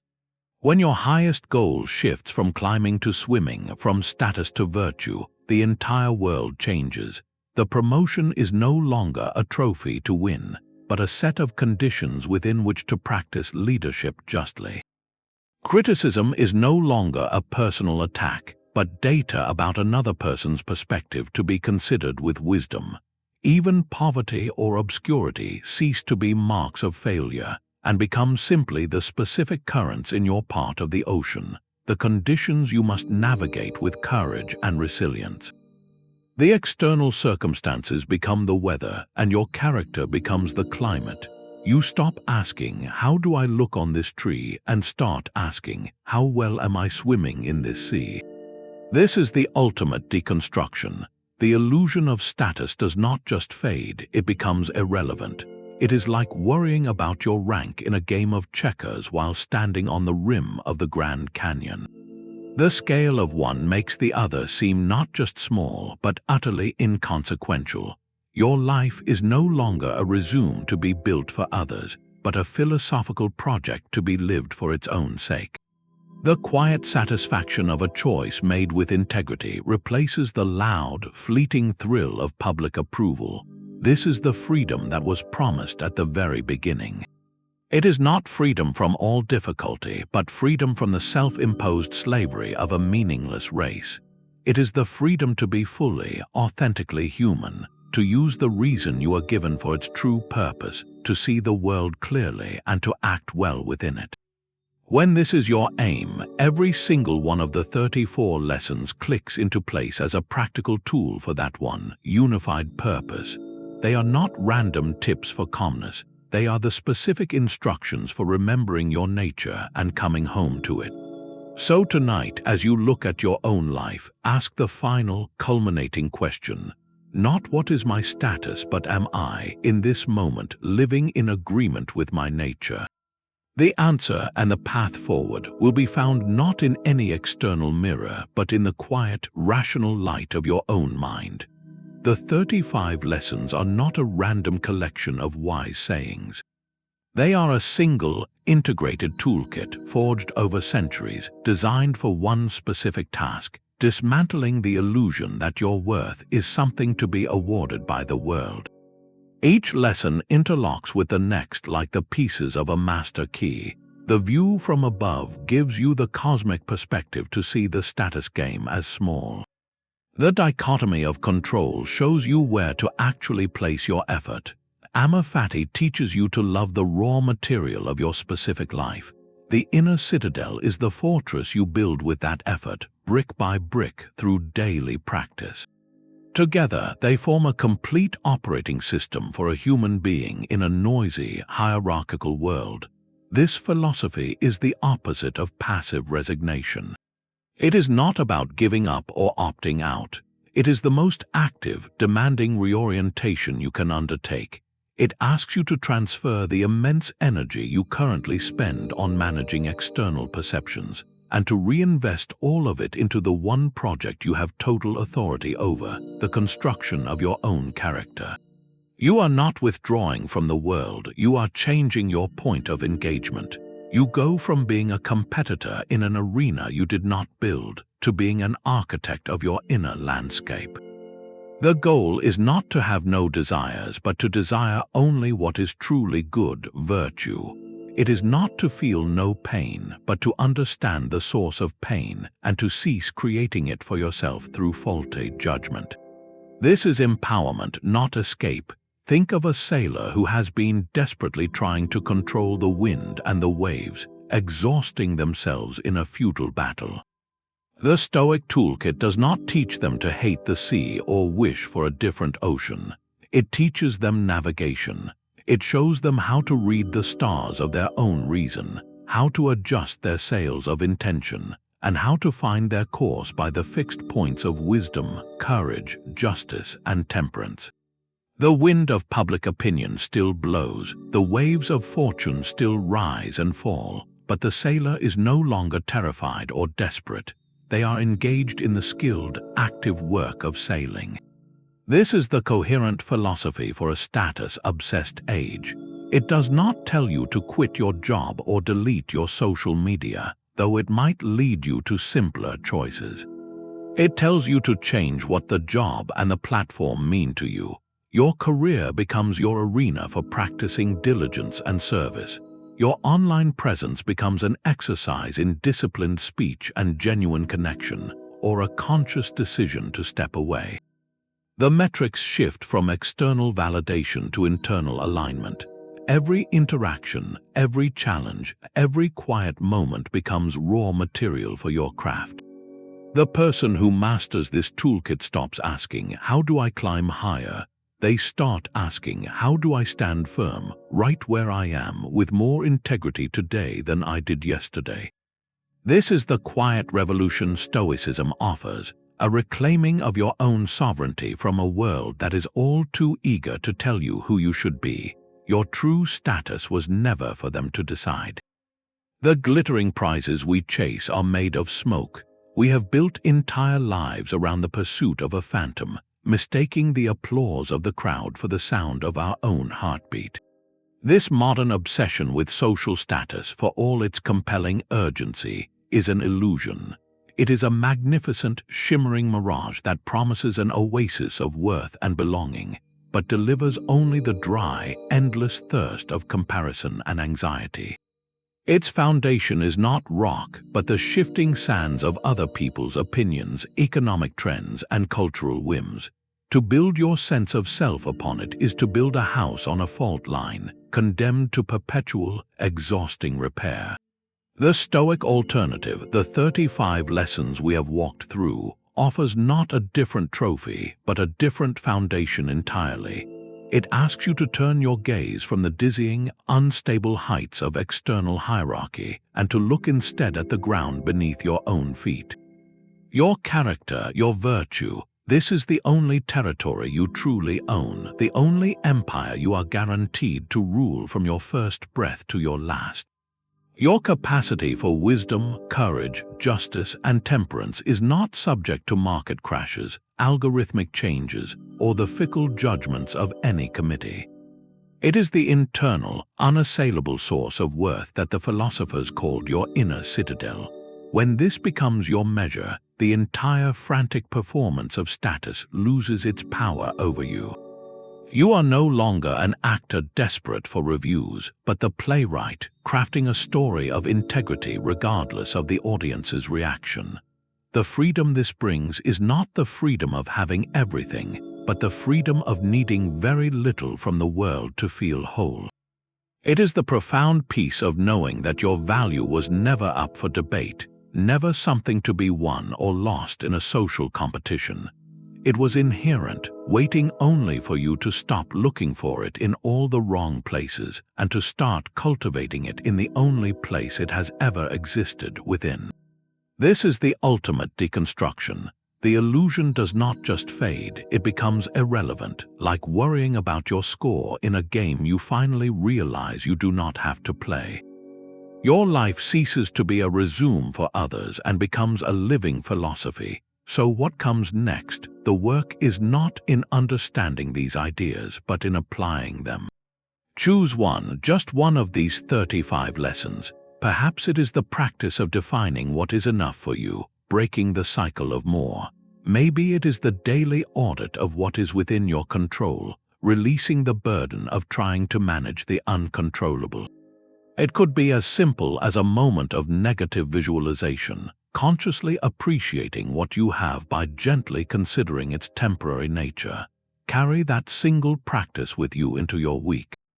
Let it be your lens. Observe how it changes your reactions, softens your anxieties, and alters your relationship with the status symbols that once seemed so vital.